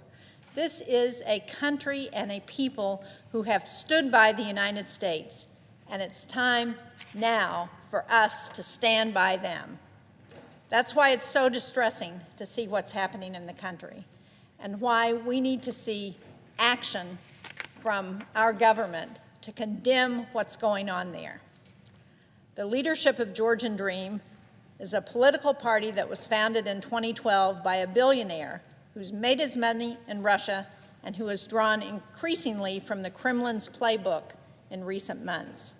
They've adopted laws and policies aimed at constraining civil society's ability to operate, including a foreign agents law that's meant to vilify civic activists as dangerous outside agents. So what are we doing as the United States? How are we supporting the Georgian people? Well, I'm very frustrated because, in my view, we are not doing enough. We are failing to meet this moment and answer this call. We have failed to respond in a meaningful way that would help change the calculus of Georgian Dream's leadership. They are paying no price for their actions as they defy the will of the people and take pages from Putin's authoritarian playbook. There are well-documented human rights violations, but the Treasury Department has failed to sanction a single official for their actions. It's perplexing. I don't understand it, and I urge the administration to act immediately. Georgia's future is in jeopardy, and the Georgian people who have repeatedly supported us deserve our support. Treasury has all the authorities it needs under Global Magnitsky Act and other sanctions legislation to hold officials to account for the brutal human rights violations they are currently committing against Georgian citizens. This is not a hard call. The next 2 weeks are critical for Georgia. The administration has bipartisan, bicameral support to act. I urge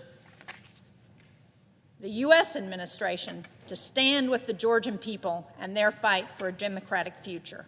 Thank you, Mr. President. I yield to my colleague. Mr. President. Senator from Idaho. Mr. President, first of all, let me say I want to fully associate myself with the remarks of my colleague from New Hampshire. She has said it about as well as it can be said, but I'm going to underscore it and go back. As she said, in 2012, she and I were the appointed representatives of the United States to look at and monitor the elections in Georgia. And I have to tell you, it was an interesting process to do that. We looked and watched the election.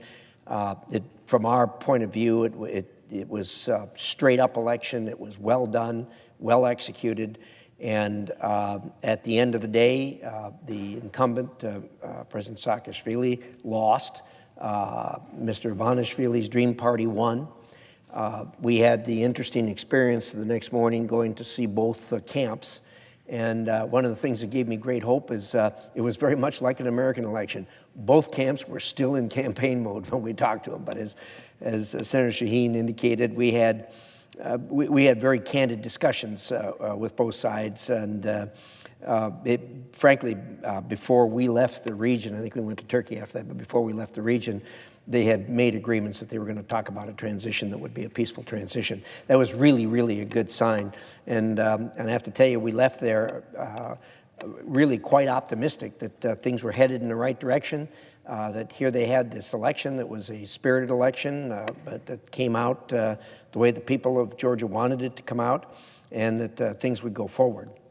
It wasn't too long after that we started to have suspicions that it wasn't going as well as it should. And indeed, that was the case, and it continued to deteriorate and continues to deteriorate today to where it is of an urgent nature. Look, this country is a country that after Ronald Reagan brought down the Soviet Union and all these countries got their freedom, most of them took it. This is one of those countries that has not been able to get complete footing and get the complete shake-off of Russia that it wants. The ghosts of the Russian Empire still are there in that country, and they're showing up in what's happening today. The tactics that are being used by the government that's in place today are the tactics that they use in Russia.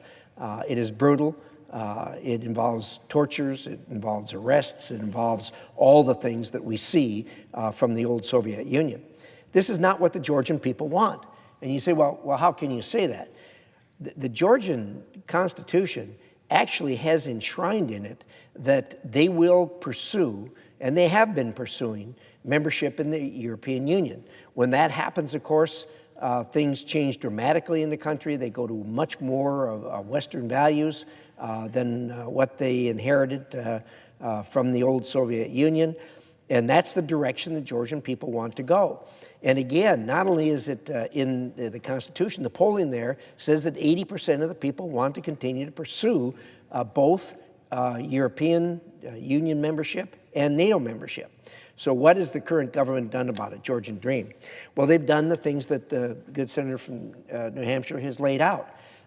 They have done awful things that resulted in arrests and in torture and the kinds of things that autocratic governments do in order to get their way. The Georgian people have not stood by passively and let this happen. There have been lots of protests in the country over recent weeks. Indeed, some of them are quite violent because the Georgian Dream Party is cracking down on these people who are just simply trying to pursue their dreams for Georgia, both as expressed in the Constitution and expressed by the will of the people. We had an opportunity to talk to the president of Georgia just recently and came away again disappointed with the way things are happening. But look, there's hope here. We passed a bill that gives the Biden administration the ability to go in and levy sanctions on the people that should be sanctioned. And it's not a secret. We know who they are. They know who they are. The State Department knows who they are. The Biden administration knows who they are. So let's get at it. And just as my colleague from New Hampshire, I am deeply, deeply disappointed that we haven't done that. Look, putting sanctions on is not a strain on this country. It's easy to do. But it can be and will be a real strain on the people who are sanctioned. We really need to do that. And like my friend from New Hampshire, I don't understand why it's not being done. Is it incompetence? Is it laziness? Is it that they don't know better? We've all talked to them, but it just doesn't get done. So again, I want to join in with my friend from New Hampshire and urge the administration to step in and do what should be done. Follow the law that we've put in place. Take the opportunities for sanctions that we've put in place. I want to continue to be hopeful for the Georgian people. They don't want what's going on there. They don't want to drift back to the Soviet Union or to Russia. They want to look westward. They, by their constitution, by their own will, they want to be part of the European Union and part of NATO. Let's give them every help that we can possibly do, and it won't cost us anything. So with that, thank you, and I will yield the floor.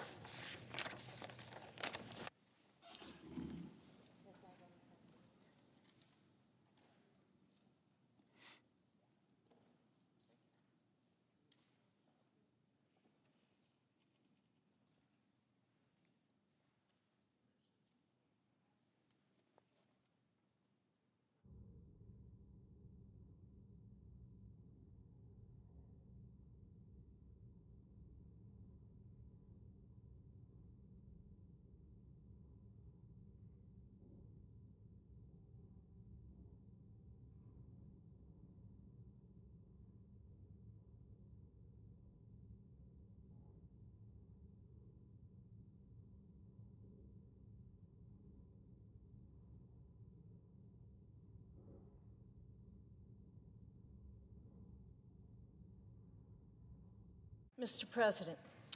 Senator from Nebraska. Thank you, Mr. President. I rise again today to request passage of the Swanson and Hugh Butler Reservoirs Lands Conveyances Act. Over the past 50 years, the residents of Swanson and Red Willow Reservoir communities have built friendships, started and supported businesses, and enjoyed the recreation that Southwest Nebraska has to offer.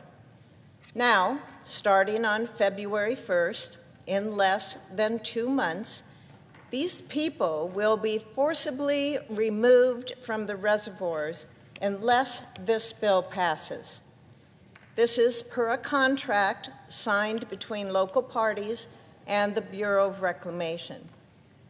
I worked with the Nebraska delegation, the residents, the small businesses, the Bureau, as well as both Democrats and Republicans on the ENR committee to draft a bill that would solve this issue. Senator Hirono and I are following regular order, but we have to use unanimous consent. Our bills passed the House. Our bills have passed out of the Senate ENR committee. This is what we all say in here. What we all tell our constituents, that this has to happen. We need to follow regular order. We travel our states talking about regular order all the time. We say one side or the other is not following it. This is the way to do bills. This needs to happen. We need one subject bills, another demand of our constituents. Instead of piling 150 bills that aren't in a package yet, trying to get them into a package. But I understand we will have an objection. Senator Hirono and I have paired a Democrat bill with a Republican bill so that we can move forward and other members can then move forward on non-controversial bills for our people at home and for our people who support this. So, Mr. President, as if in legislative session and notwithstanding Rule 22, I ask unanimous consent that the Senate proceed to the immediately en bloc consideration of H.R. 8413 and 8219, which were received from the House. I further ask that the bills be considered read a third time and passed, and that the motions to reconsider be considered made and laid upon the table. Is there objection? Reserving the right to object. Senator from California. Mr. President, I rise to object to H.R. 8313, the Swanson and Hugh Butler Reservoirs Land Conveyance Act, but I want to be clear. I want to assure my colleague from Nebraska that I don't object on the substance of the bill itself. As she alluded to just a moment ago, there is a larger effort underway to pull together a package of public lands and water bills like this one. We have over 100 pending land and water bills, in fact, that are awaiting final consideration. And yes, there's only about a week or so left before the holiday recess. But there's a lot of bills awaiting final consideration, and so we need to make sure that they can pass all together as a final package, both out of fairness, out of efficiency, the way the process works here. I understand that this particular bill is a priority for Senator Fisher and the Nebraska delegation and their constituents. I respect that. I appreciate that. I too have lands and water bills before the Senate that are universally supported by constituents and constituencies in my state that I am working hard to get enacted before the end of the Congress. And in fact, as a member of the Energy and Natural Resources Committee, I can report to all of you that just last month we held one final business meeting in committee, and we reported out nearly 80 bills, most of them with unanimous bipartisan support.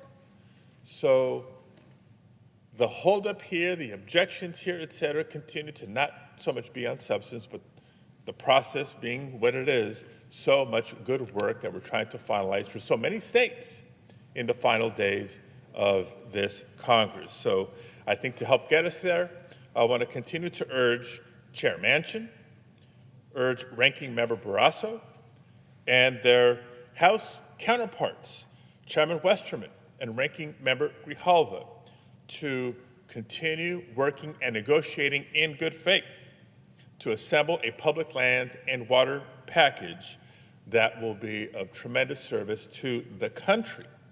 And I urge both the Senate and House leadership to agree to move a land and water package that we can send to President Biden as soon as possible. So, Mr. President, for those reasons, I object. The objection is heard. Senator from Nebraska. I am astounded by this once again. As I've said, the situation is dire. My constituents will lose their homes. The communities they've built for the last 50 years will be destroyed.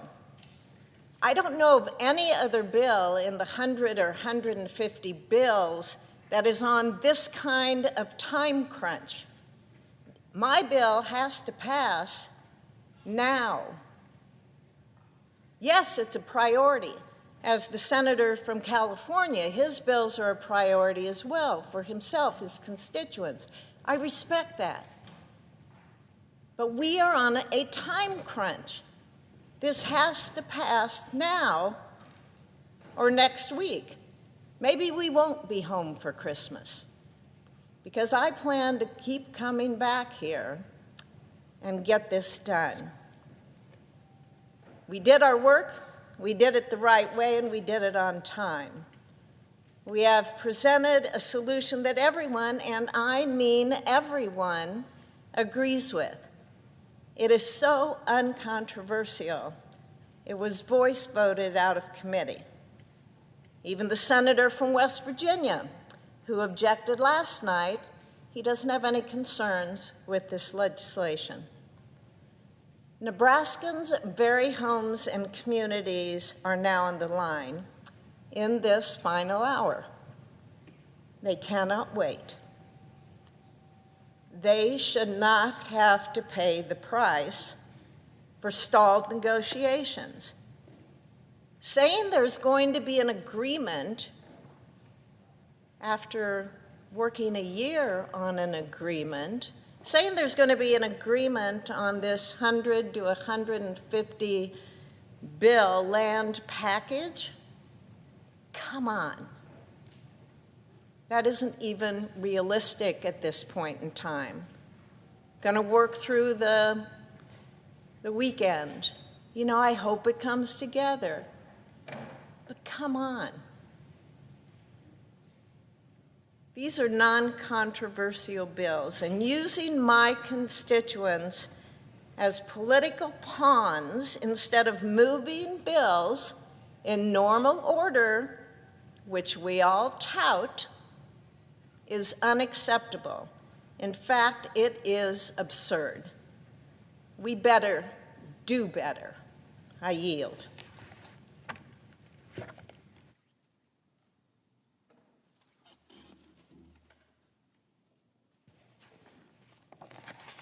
Mr. President, Senator from Mississippi.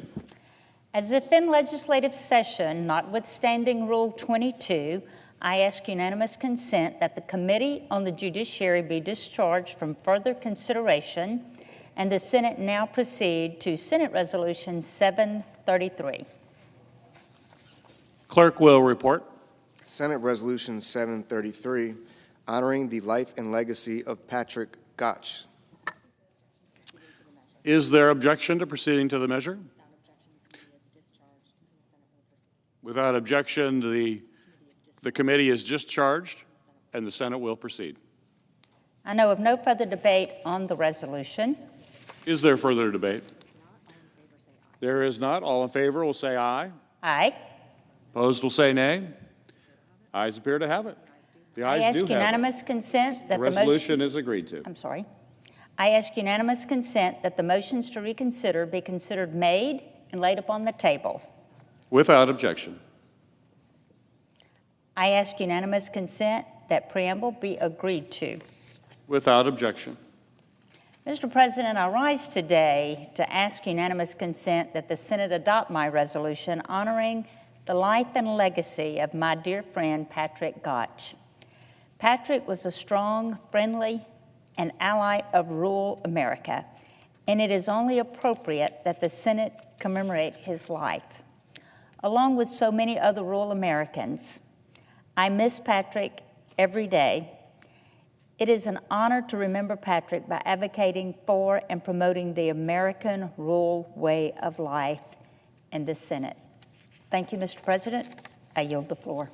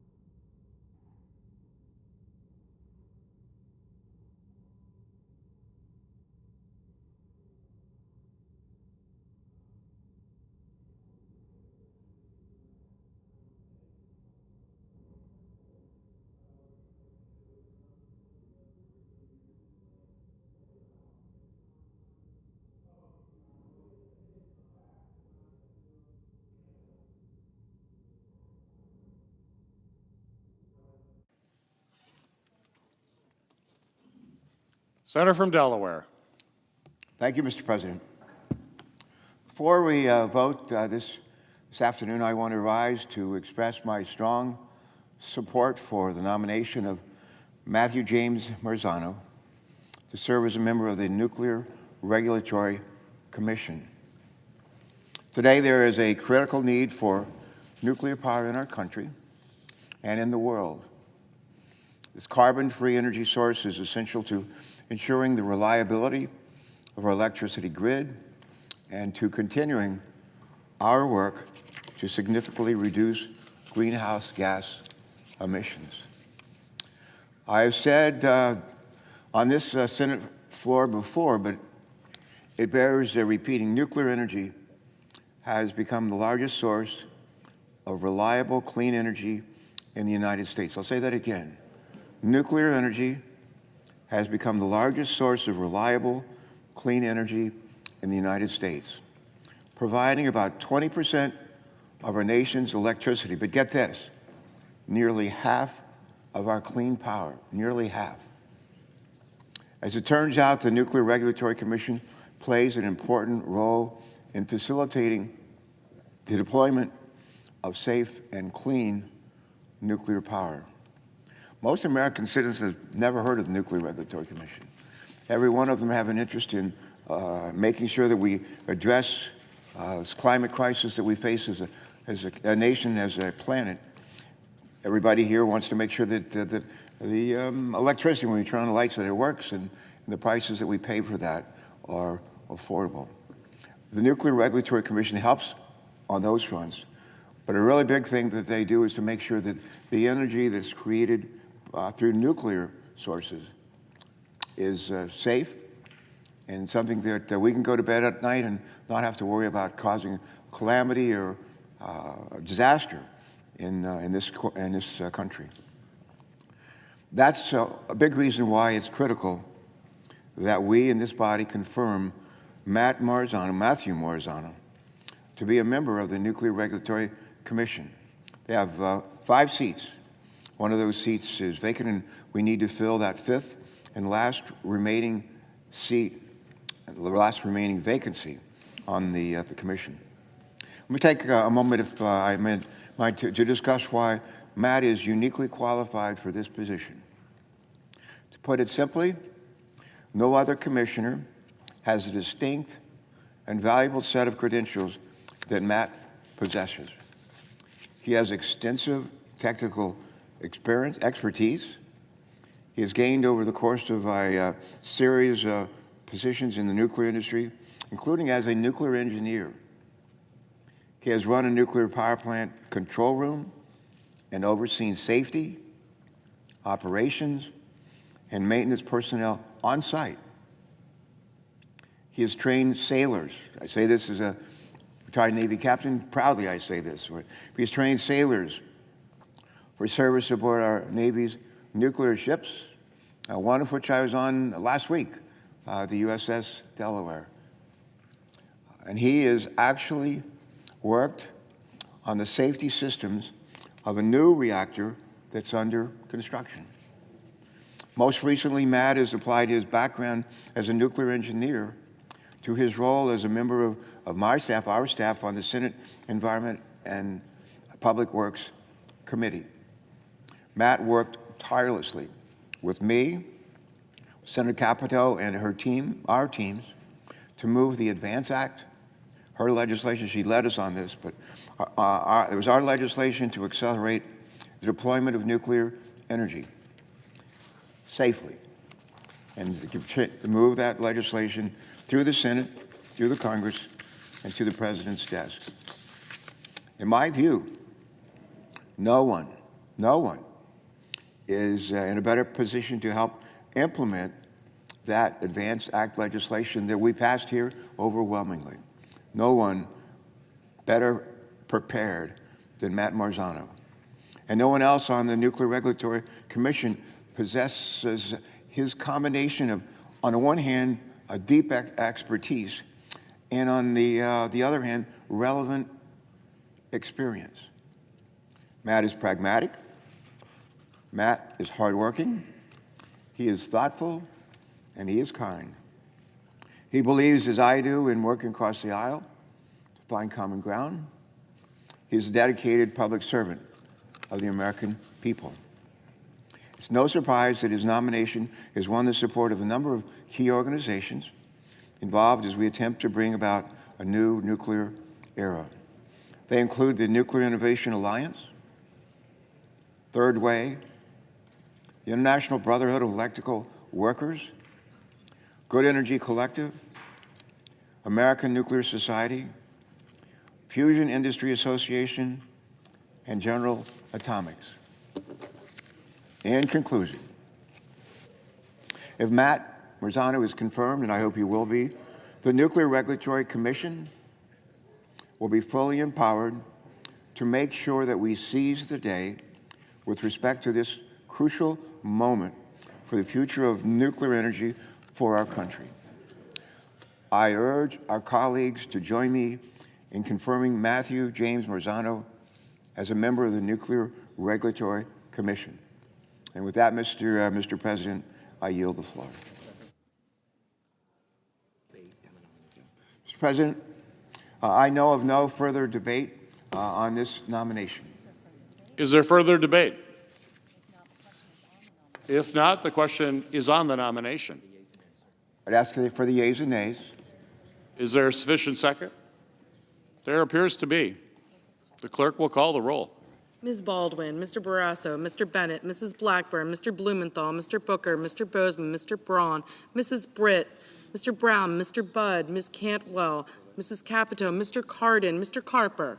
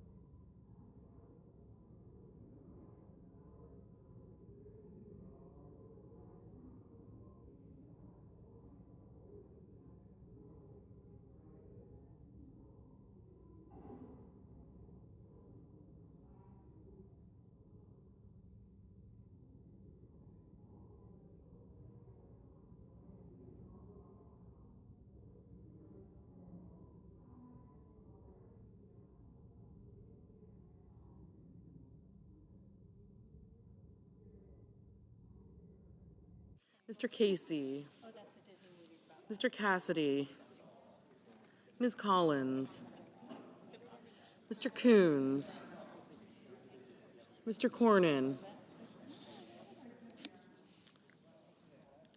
Ms. Cortez Masto, Mr. Cotton, Mr. Kramer, Mr. Crapo, Mr. Cruz, Mr. Daines, Ms. Duckworth, Mr. Durbin,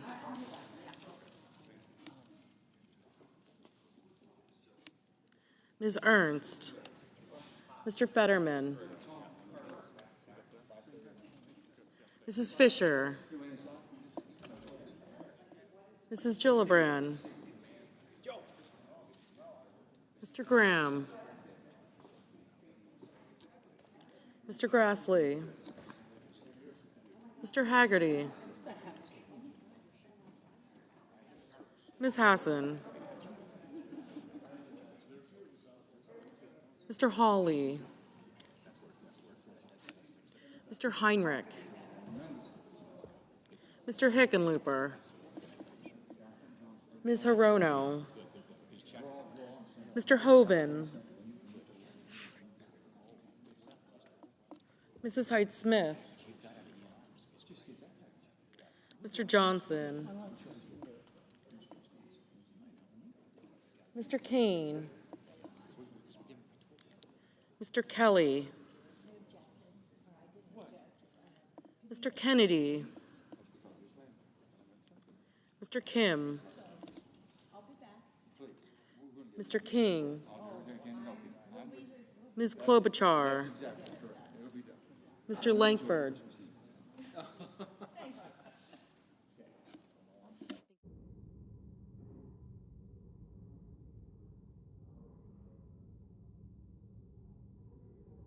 Mr. Langford. Mr. Lee. Mr. Lujan. Ms. Lummis.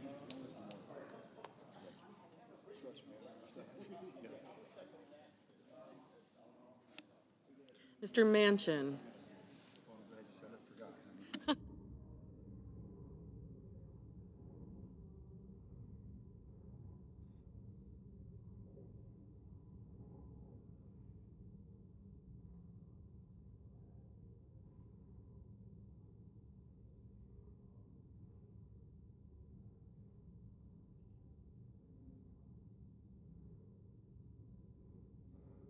Mr. Markey, Mr. Marshall, Mr. McConnell, Mr. Merkley, Mr. Moran, Mr. Mullen, Ms. Murkowski, Mr. Murphy. Ms. Kim. Thank you. Run.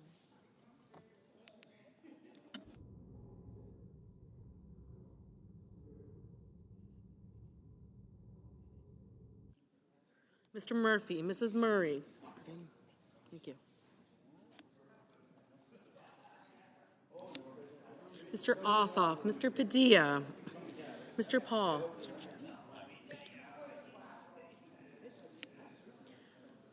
Mr. Paul, Mr. Peters. Mr. Reed, Mr. Ricketts, Mr. Risch, Mr. Romney.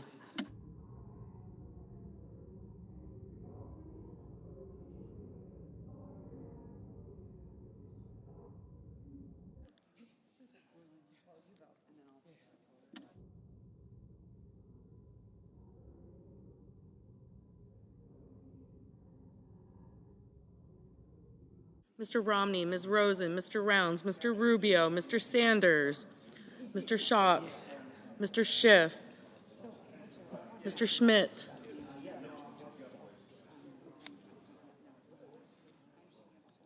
Mr. Schumer, Mr. Scott of Florida, Mr. Scott of South Carolina,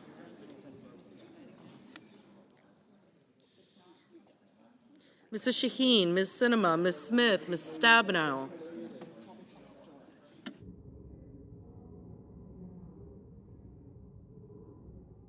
Mr. Sullivan, Mr. Tester, Mr. Thune, Mr. Tillis, Mr. Tuberville,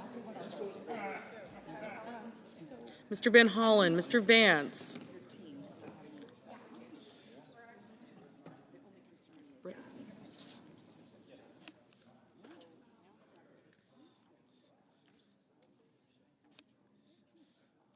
Mr. Warner, Mr. Warnock, Ms. Warren, Mr. Welch, Mr. Whitehouse, Mr. Wicker, Mr. Wyden, Mr. Young.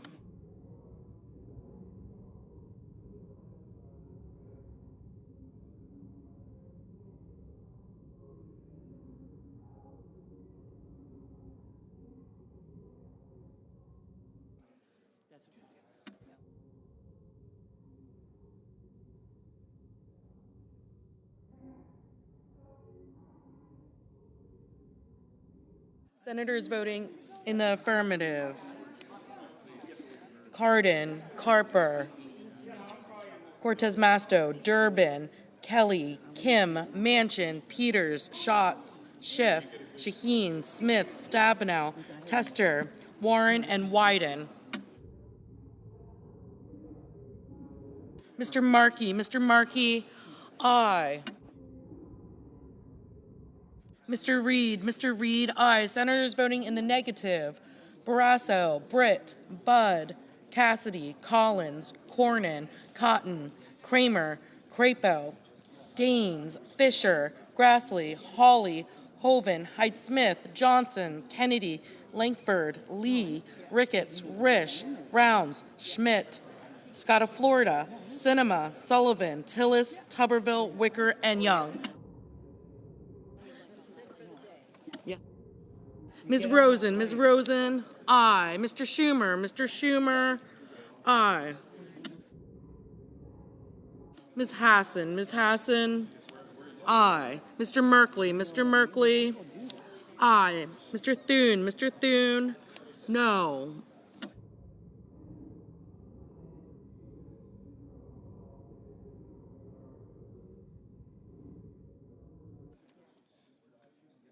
Mrs. Murray, aye. Mr. Lujan, aye. Mr. Van Hollen, aye. Ms. Baldwin, aye.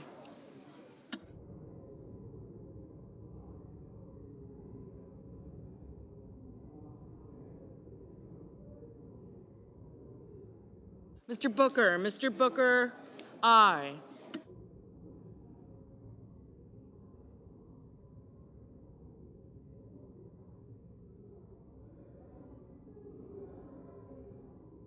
Mr. Warnock, aye.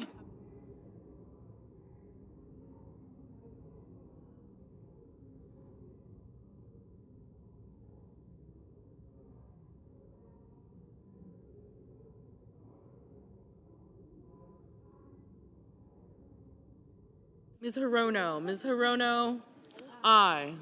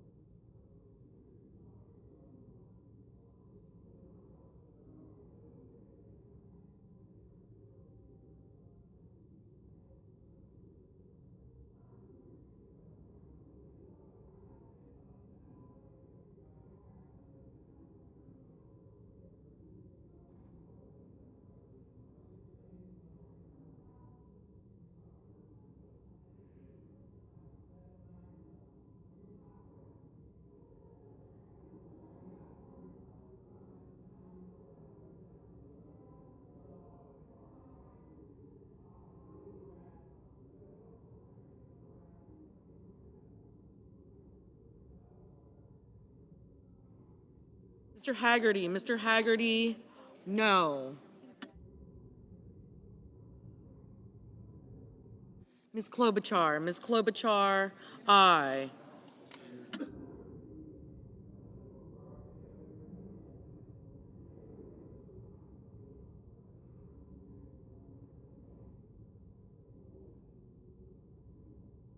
Mr. Paul, no.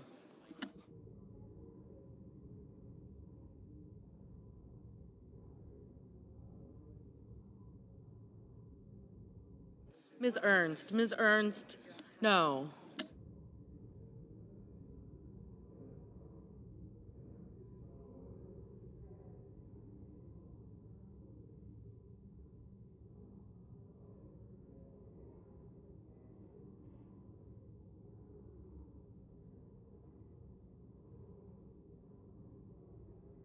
Mr. Hickenlooper, aye. Mr. Ossoff, aye.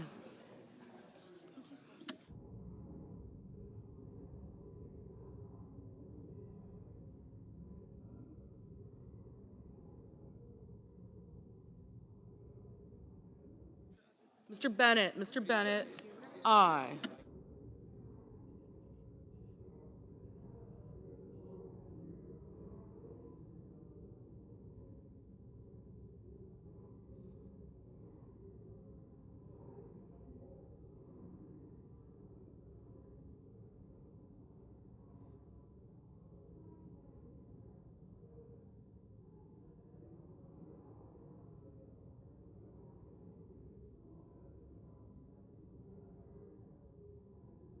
Mr. Warner, aye.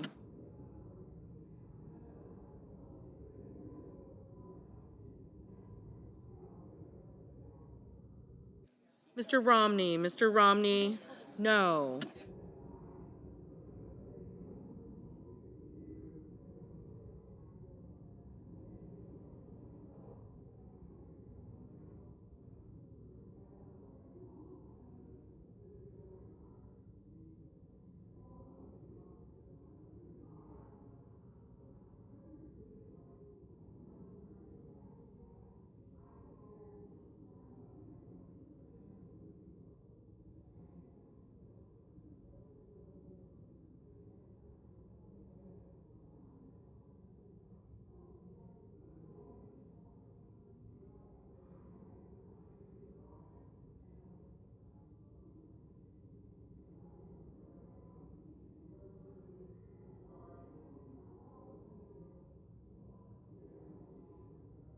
Mr. Whitehouse, aye. Mrs. Gillibrand, aye. Mr. Blumenthal, aye.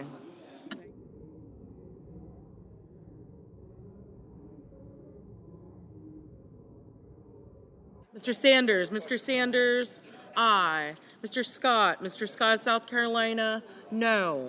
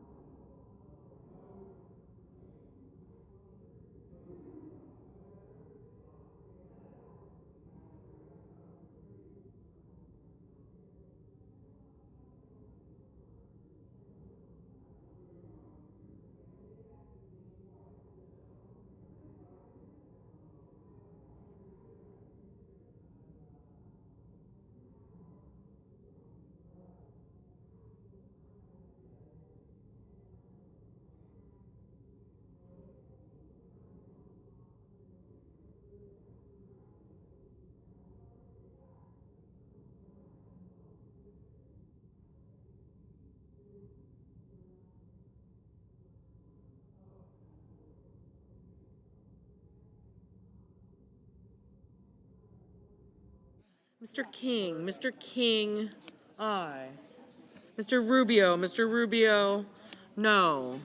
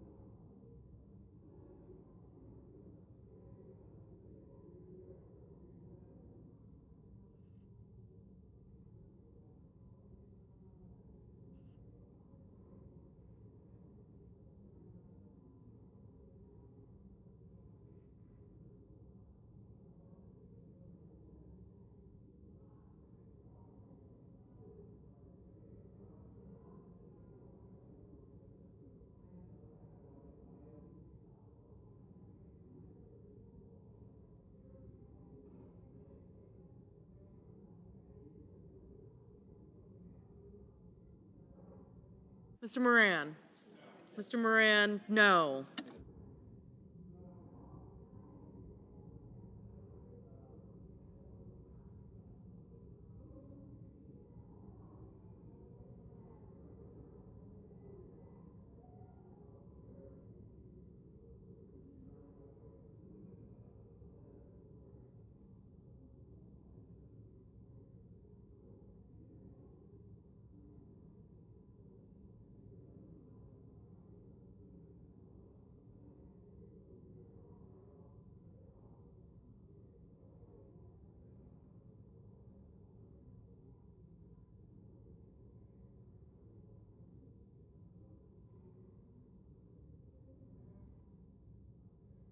Mr. Coons, aye.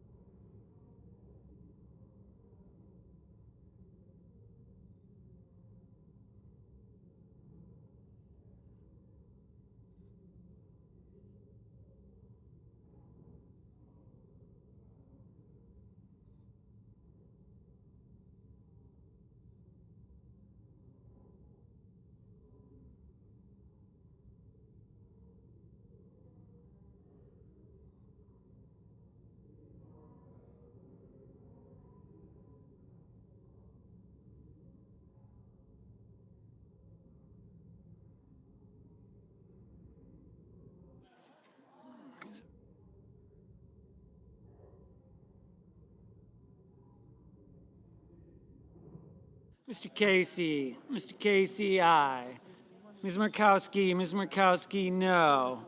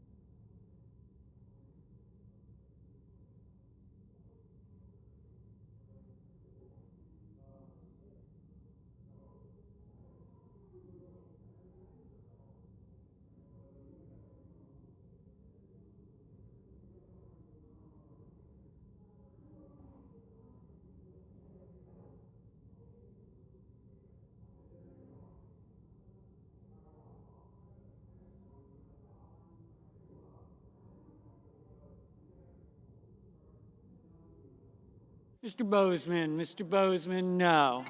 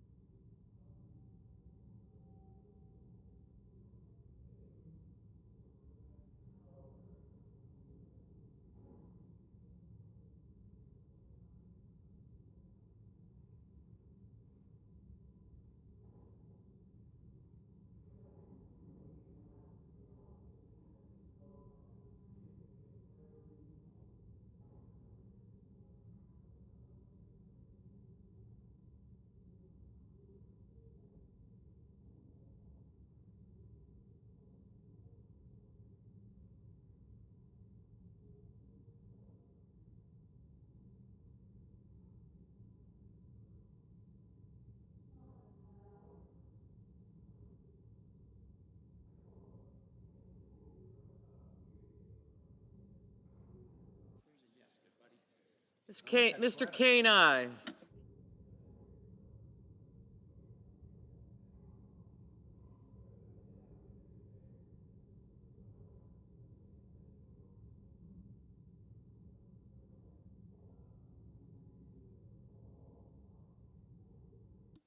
Ms. Lummis, no.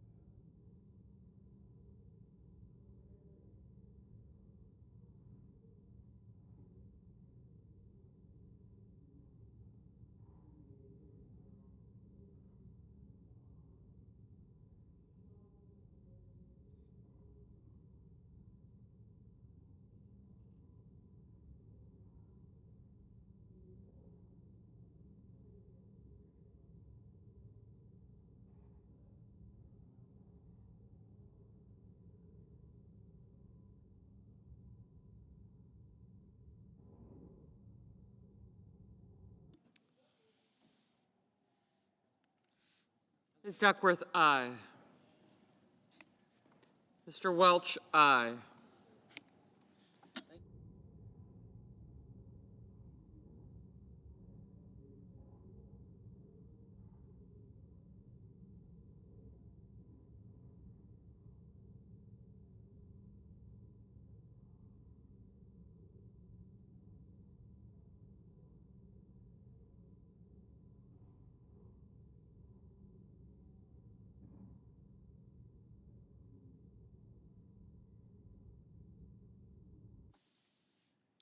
Mr. Cruz, no.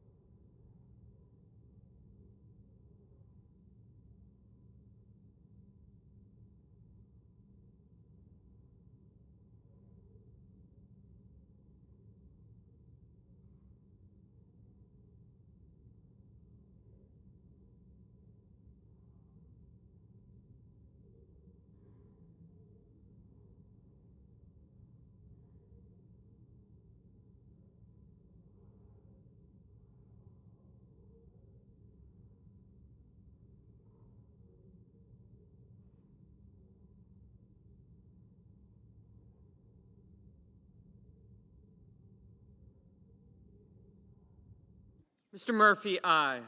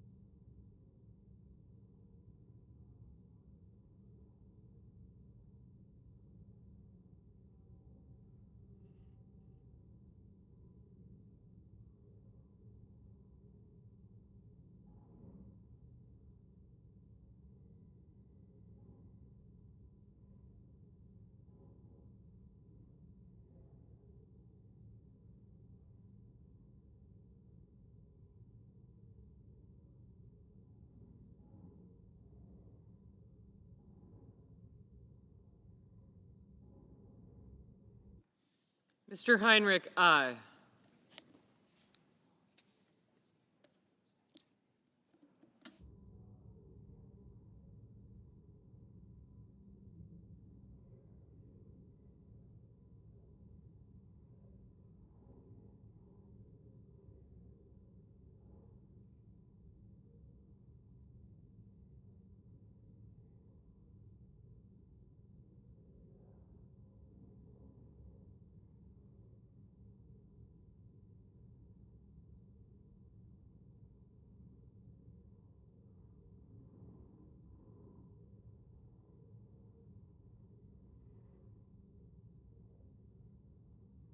Mrs. Capito?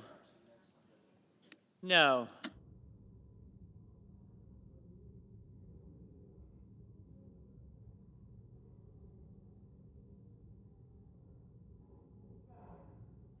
Mr. Fetterman, aye.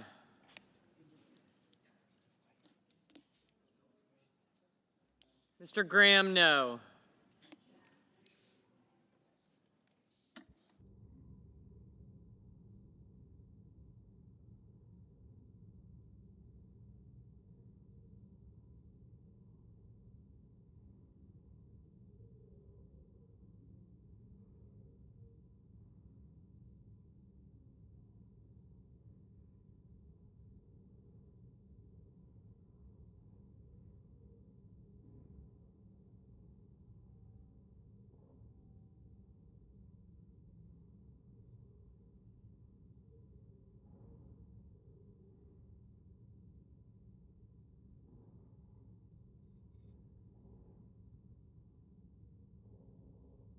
Mr. Braun, no.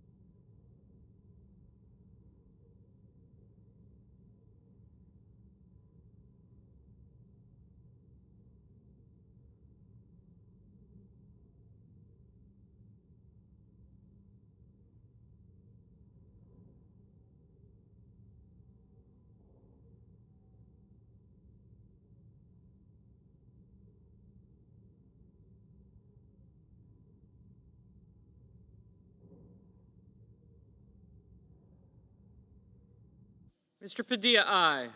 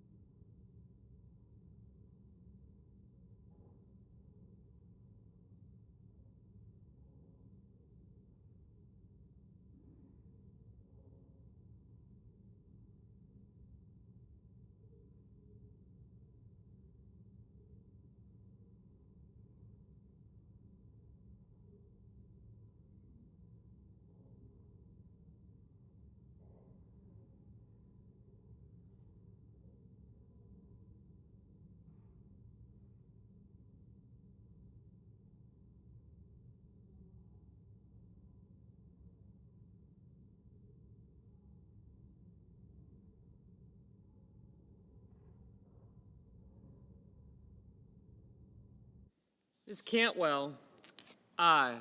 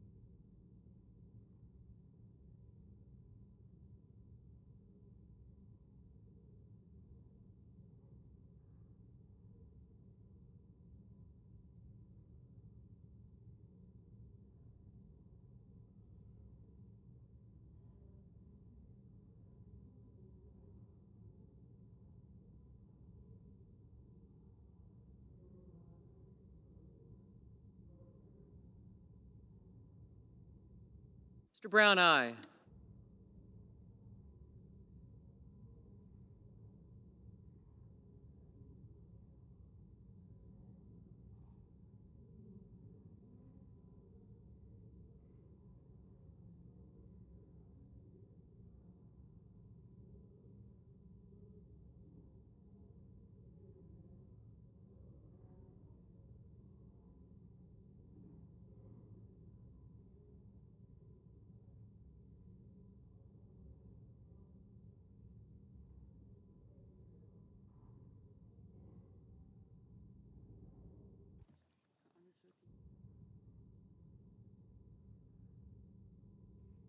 On this vote, the yeas are 50, the nays are 45, and the nomination is confirmed. Under the previous order, the motion to reconsider is considered made and laid upon the table, and the President will be immediately notified of the Senate's action.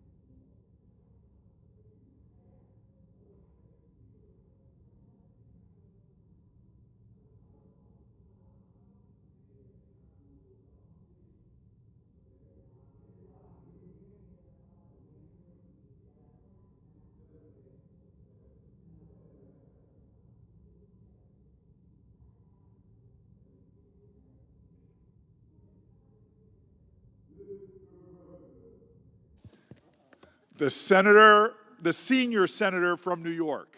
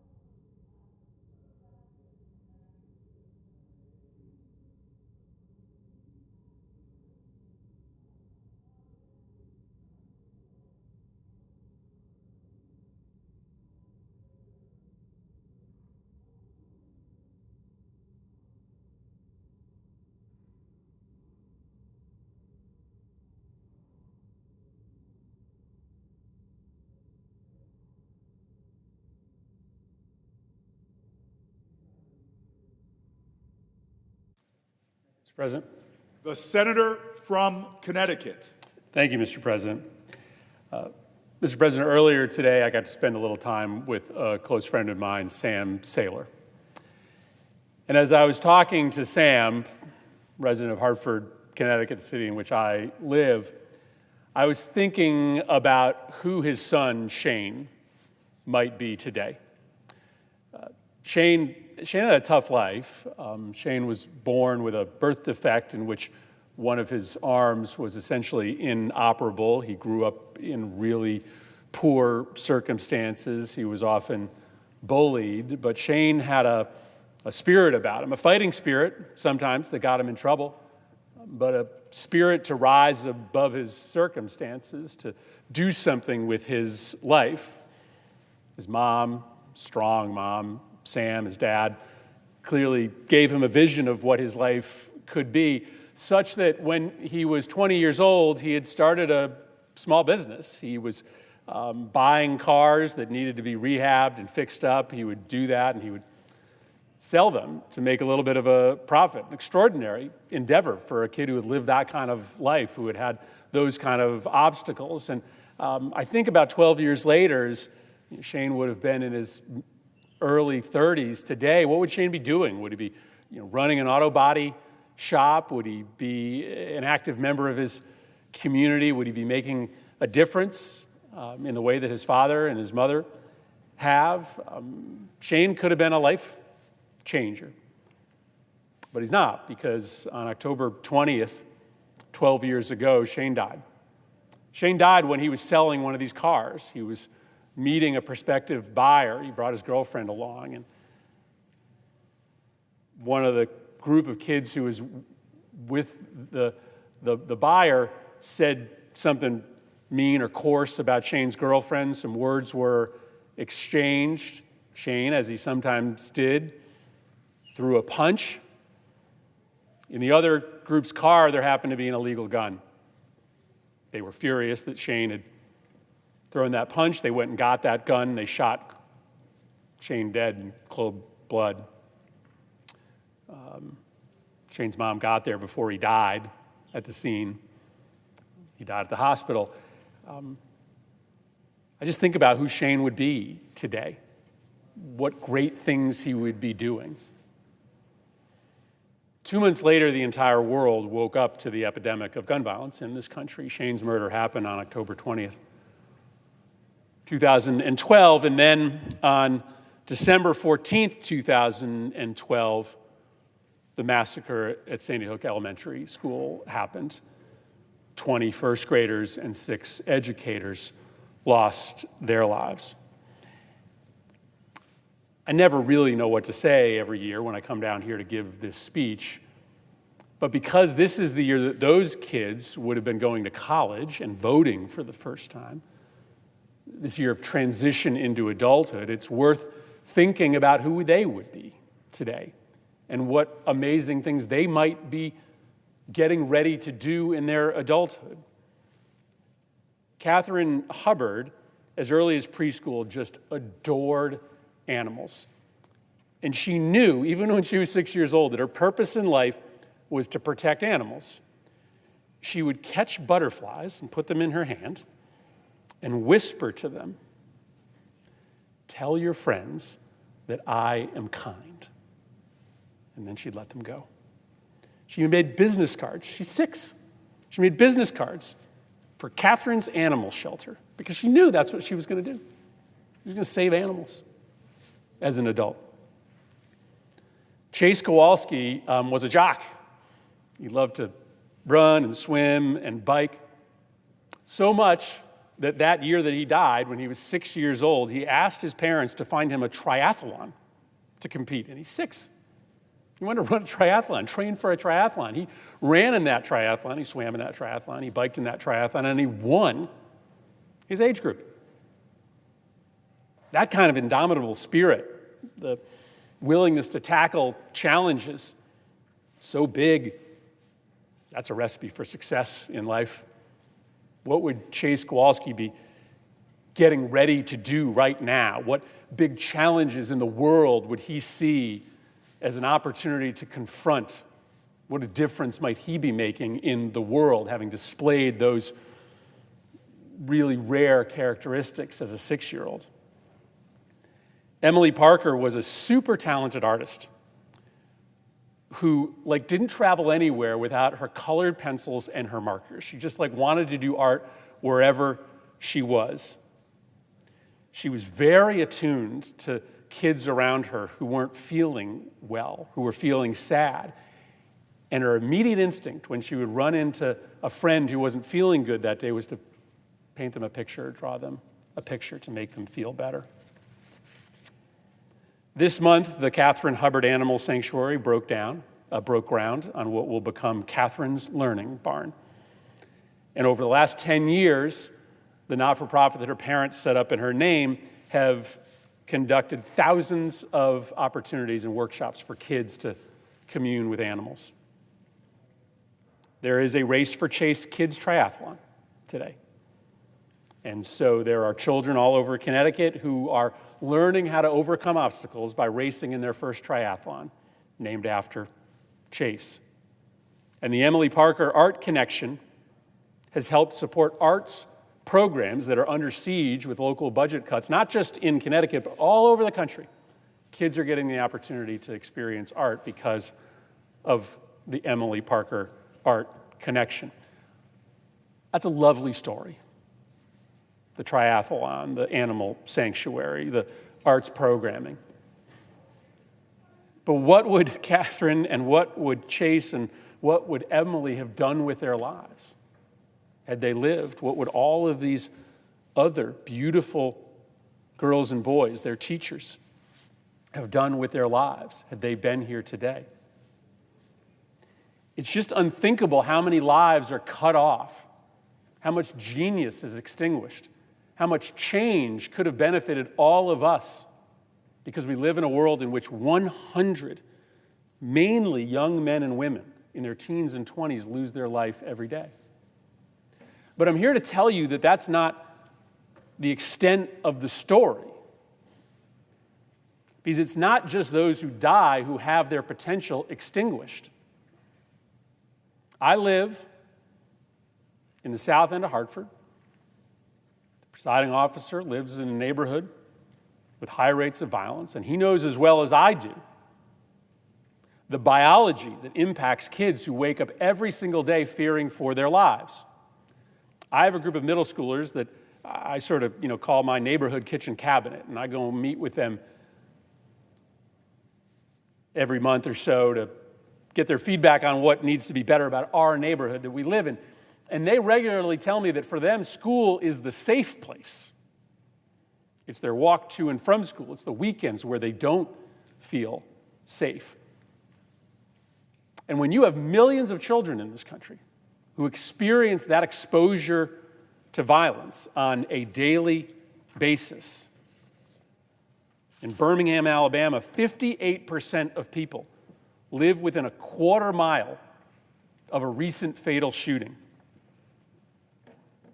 In New Haven, same number, 58% of people lived within a quarter mile of a recent fatal shooting. When that's your daily reality, whether you survive the year or not, your brain is impacted as a child in a way that robs you of the basic skills for life success: resiliency, grit.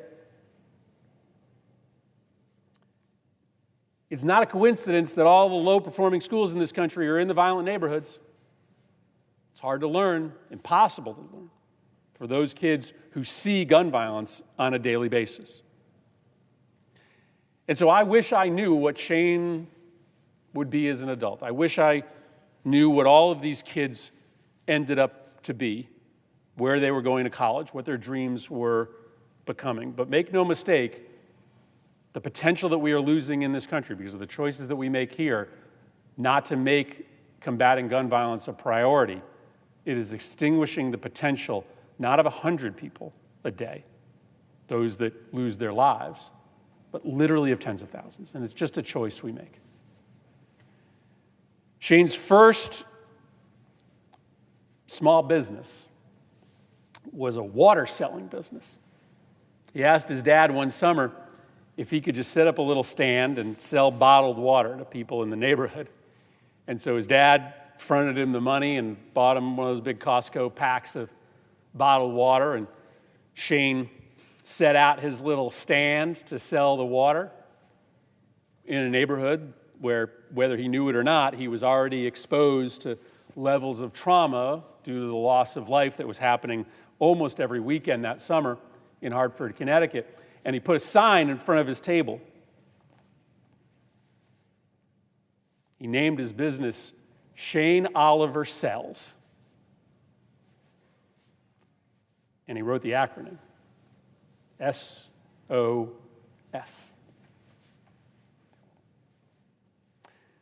When you send out an SOS call, right, it's your last chance, right? You're on that boat, you've tried everything. You've tried bailing it out, you've tried restarting the engine, you tried plugging the hole, you're done. The only thing left is to signal that SOS call so that somebody in charge will come and rescue you. I don't know if Shane knew or didn't know what his acronym meant, but Shane Oliver sat out there every day in a neighborhood plagued by gun violence with a sign that said SOS. And it is representative of the millions of kids all across this country who every single day are sending out an SOS signal to the adults that are supposed to protect them. They're supposed to show up here every day and make it a priority that something like this never, ever happens again. Or that the kids who live in my neighborhood never, ever fear for their lives walking from their home to school. That SOS call is being sent out from thousands of neighborhoods all across this country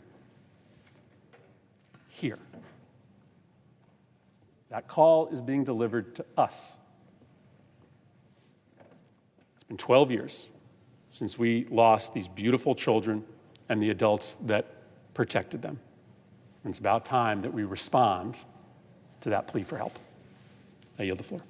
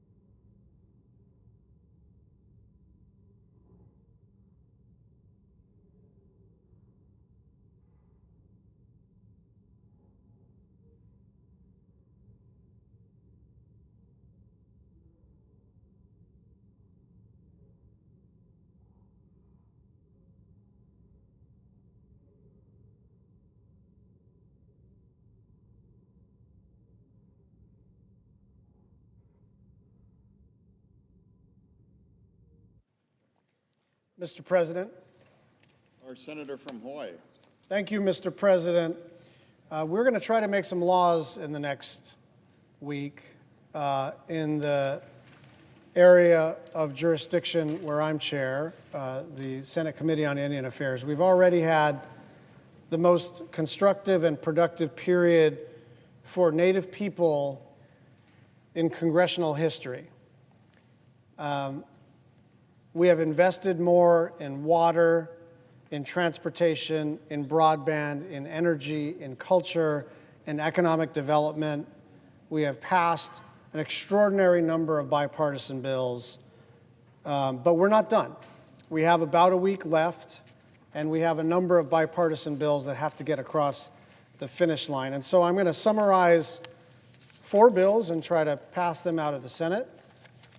And then we will do more work next week on a bipartisan basis to finish out this Congress strong, to make sure we do everything we can for Native people from Hawaii to Florida and everywhere in between. And so S2783, the Miccosukee Reserved Area Amendment Act, will amend existing law to add culturally important land to the Miccosukee Tribes Reservation. It would also authorize up to $14 million to protect the land from flooding caused by federal projects to restore the Everglades National Park ecosystem. This is a common sense bill that passed the Indian Affairs Committee unanimously.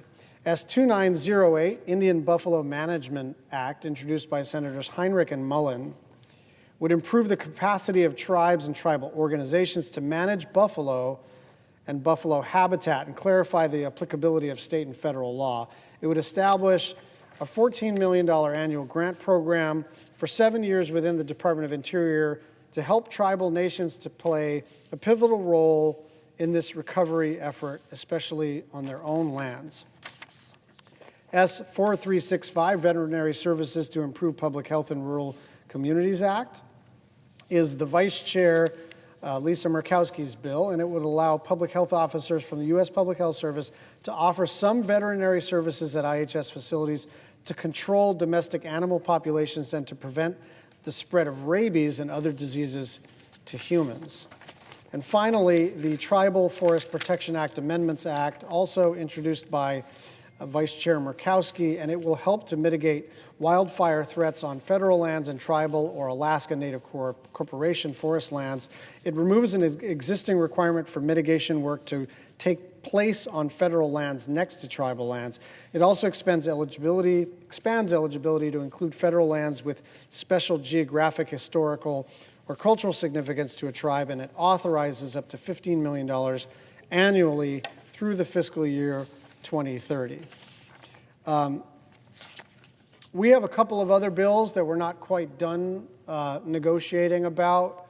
In particular, a bill introduced by Senator-elect Gallego, Representative Gallego, Senator Lujan, to protect children who are victims of abuse and to help tribes, to help families to recover. And we have to do some final clarifications with our counterparts on the Republican side, and I am hopeful that we will land that one as well. We also have a couple of bills from Senator Cortez Masto having to do with law enforcement, and finally, a bill that is arguably the most important out of all of these in terms of its national impact, and that is to establish a commission to reckon with the shameful legacy of boarding schools in which children were basically incarcerated, removed from their tribal communities, and forced to speak a language they didn't speak. Sometimes forcibly their hair was cut. Many times they were punished for speaking in their native language or singing their native songs. This is a legacy of abuse at the hands of the federal government that we have to reckon with. And this would simply establish a commission to start to delve into this history and come through it to a place of healing. But we're not there yet on those bills, so here comes the lawmaking part. Mr. President, as if in legislative session, I ask unanimous consent that the Senate proceed to the immediate consideration of calendar number 560 S2783. The clerk will report. Calendar number 560 S2783, a bill to amend the Miccosukee Reserved Area Act and so forth and for other purposes. Is there an objection to proceeding to the measure? Without objection. Mr. President, I ask unanimous consent that the bill be considered read a third time. Without objection. I know of no further debate on the bill. Is there further debate? If not, all those in favor say aye. Aye. All those opposed, no. The ayes appear to have it. The ayes do have it. The bill is passed. Mr. President, I ask that the motion to reconsider be considered made and laid upon the table. Is there an objection? Without objection. Mr. President, as if in legislative session, I ask unanimous consent that the Senate proceed to the immediate consideration of calendar number 561 S2908. The clerk will report. Calendar number 561 S2908, a bill to assist tribal governments in the management of buffalo and buffalo habitat and so forth. Is there objection to proceeding to the measure? Without objection. I ask unanimous consent that the committee reported amendments be withdrawn, that the Heinrich substitute amendment at the desk be considered and agreed to, and the bill as amended be considered read a third time. Without objection. I know of no further debate on the bill as amended. Is there further debate? If not, all those in favor say aye. Aye. All those opposed, no. The ayes appear to have it. The ayes do have it. The bill as amended is passed. Mr. President, I ask that the motions to reconsider be considered made and laid upon the table. Is there objection? Without objection. And finally, Mr. President, as if in legislative session, I ask unanimous consent that the Senate proceed to the immediate consideration of the following bills on block. Calendar number 574 S4370 and calendar number 563 S4365. Is there objection to proceeding to the measure on block? Without objection. Mr. President, I ask unanimous consent that the committee reported amendments where applicable be agreed to, the bills as amended be considered read a third time. Without objection. I know of no further debate on the bills as amended on block. Is there further debate? If not, all those in favor say aye. Aye. All those opposed? No. The ayes appear to have it. The ayes do have it. The bills are amended, are passed. I ask that the motions to reconsider be considered made and laid upon the table and block. Is there objection? Without objection. Mr. President, I yield the floor and suggest the absence of a quorum.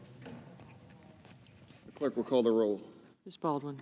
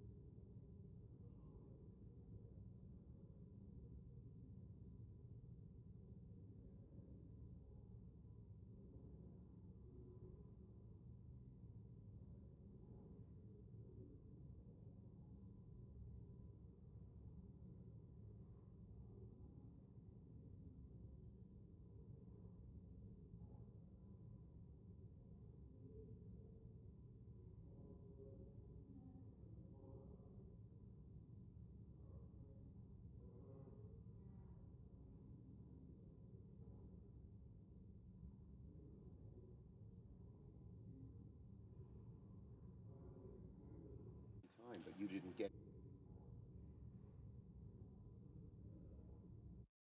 You. Okay, Mr. President, I ask unanimous consent the quorum be dispensed with. Without objection. I ask unanimous consent the Senate proceed to legislative session, be in a period of morning business, with senators permitted to speak therein for up to 10 minutes each. Without objection. I ask unanimous consent that at a time to be determined by the majority leader, in consultation with the Republican leader, and notwithstanding Rule 22, the chair lay before the Senate the message to accompany S. 4367 to provide for improvements to the rivers and harbors of the United States, that the majority leader or his designee be recognized to make a motion to concur in the House amendment to S. 4367, and there be up to 1 hour of debate equally divided on the motion to concur, that upon the use or yielding back of the time, the Senate vote on the motion to concur in the House amendment to S. 4367, with 60 affirmative votes required for the motion to concur, and that no other motions or amendments be in order. Without objection, so ordered. Mr. President, I have 4 requests for committees to meet during today's session of the Senate. They have the approval of the majority and minority leaders. Duly noted. Mr. President, I ask unanimous consent the Committee on Homeland Security and Government Affairs be discharged from further consideration of H.R. 8663 and the Senate proceed to its immediate consideration. The clerk will report. H.R. 8663, an act to require the Science and Technology Directorate in the Department of Homeland Security to develop greater capacity to detect, identify, and disrupt illicit substances in very low concentrations. Is there objection to proceeding to the measure? Without objection. I further ask that the Cornyn-Ossoff substitute amendment be considered and agreed to. The bill, as amended, be considered, read a third time, and passed. The Cornyn-Ossoff title amendment at the desk be considered and agreed to. The title, as amended, be agreed to. And the motions to reconsider be considered, made, and laid upon the table, with no intervening action or debate. Without objection. Mr. President, I ask unanimous consent the Senate proceed to the immediate consideration of calendar number 651 S59. The clerk will report. Calendar number 651 S59, a bill to implement merit-based reforms to the civil service hiring system and so forth. Is there objection to proceeding to the measure? Without objection. I ask unanimous consent the committee reported substitute amendment be withdrawn. The cinema substitute amendment, which is at the desk, be considered and agreed to. The bill as amended be considered, read a third time, and passed, and that the motion to reconsider be considered, made, and laid upon the table. Is there objection? Without objection.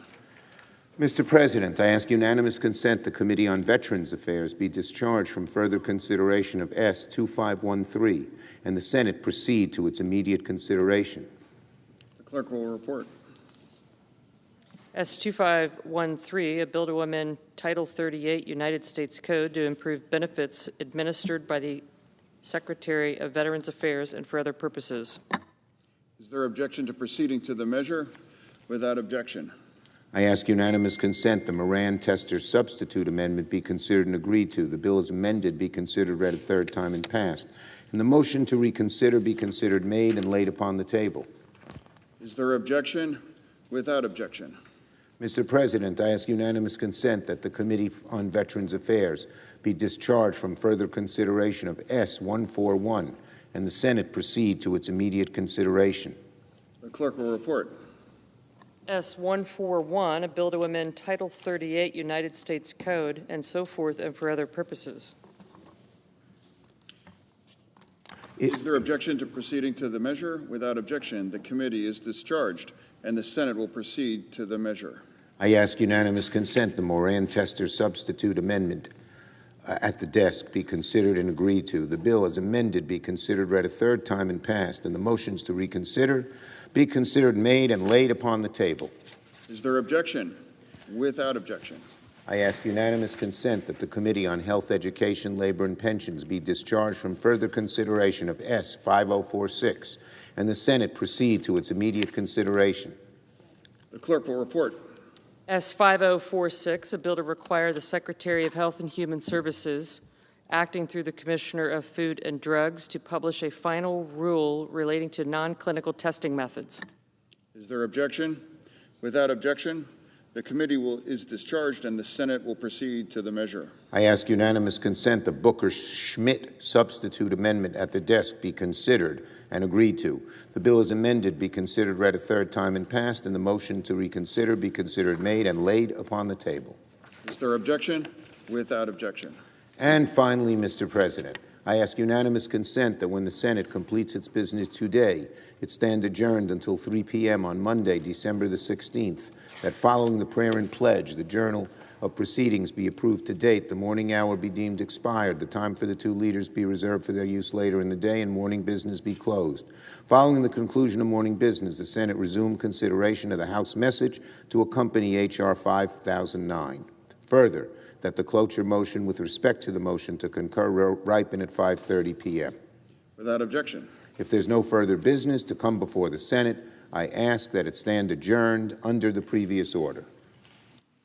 Under the previous order, the Senate stands adjourned until 3 p.m. on Monday, December 16th.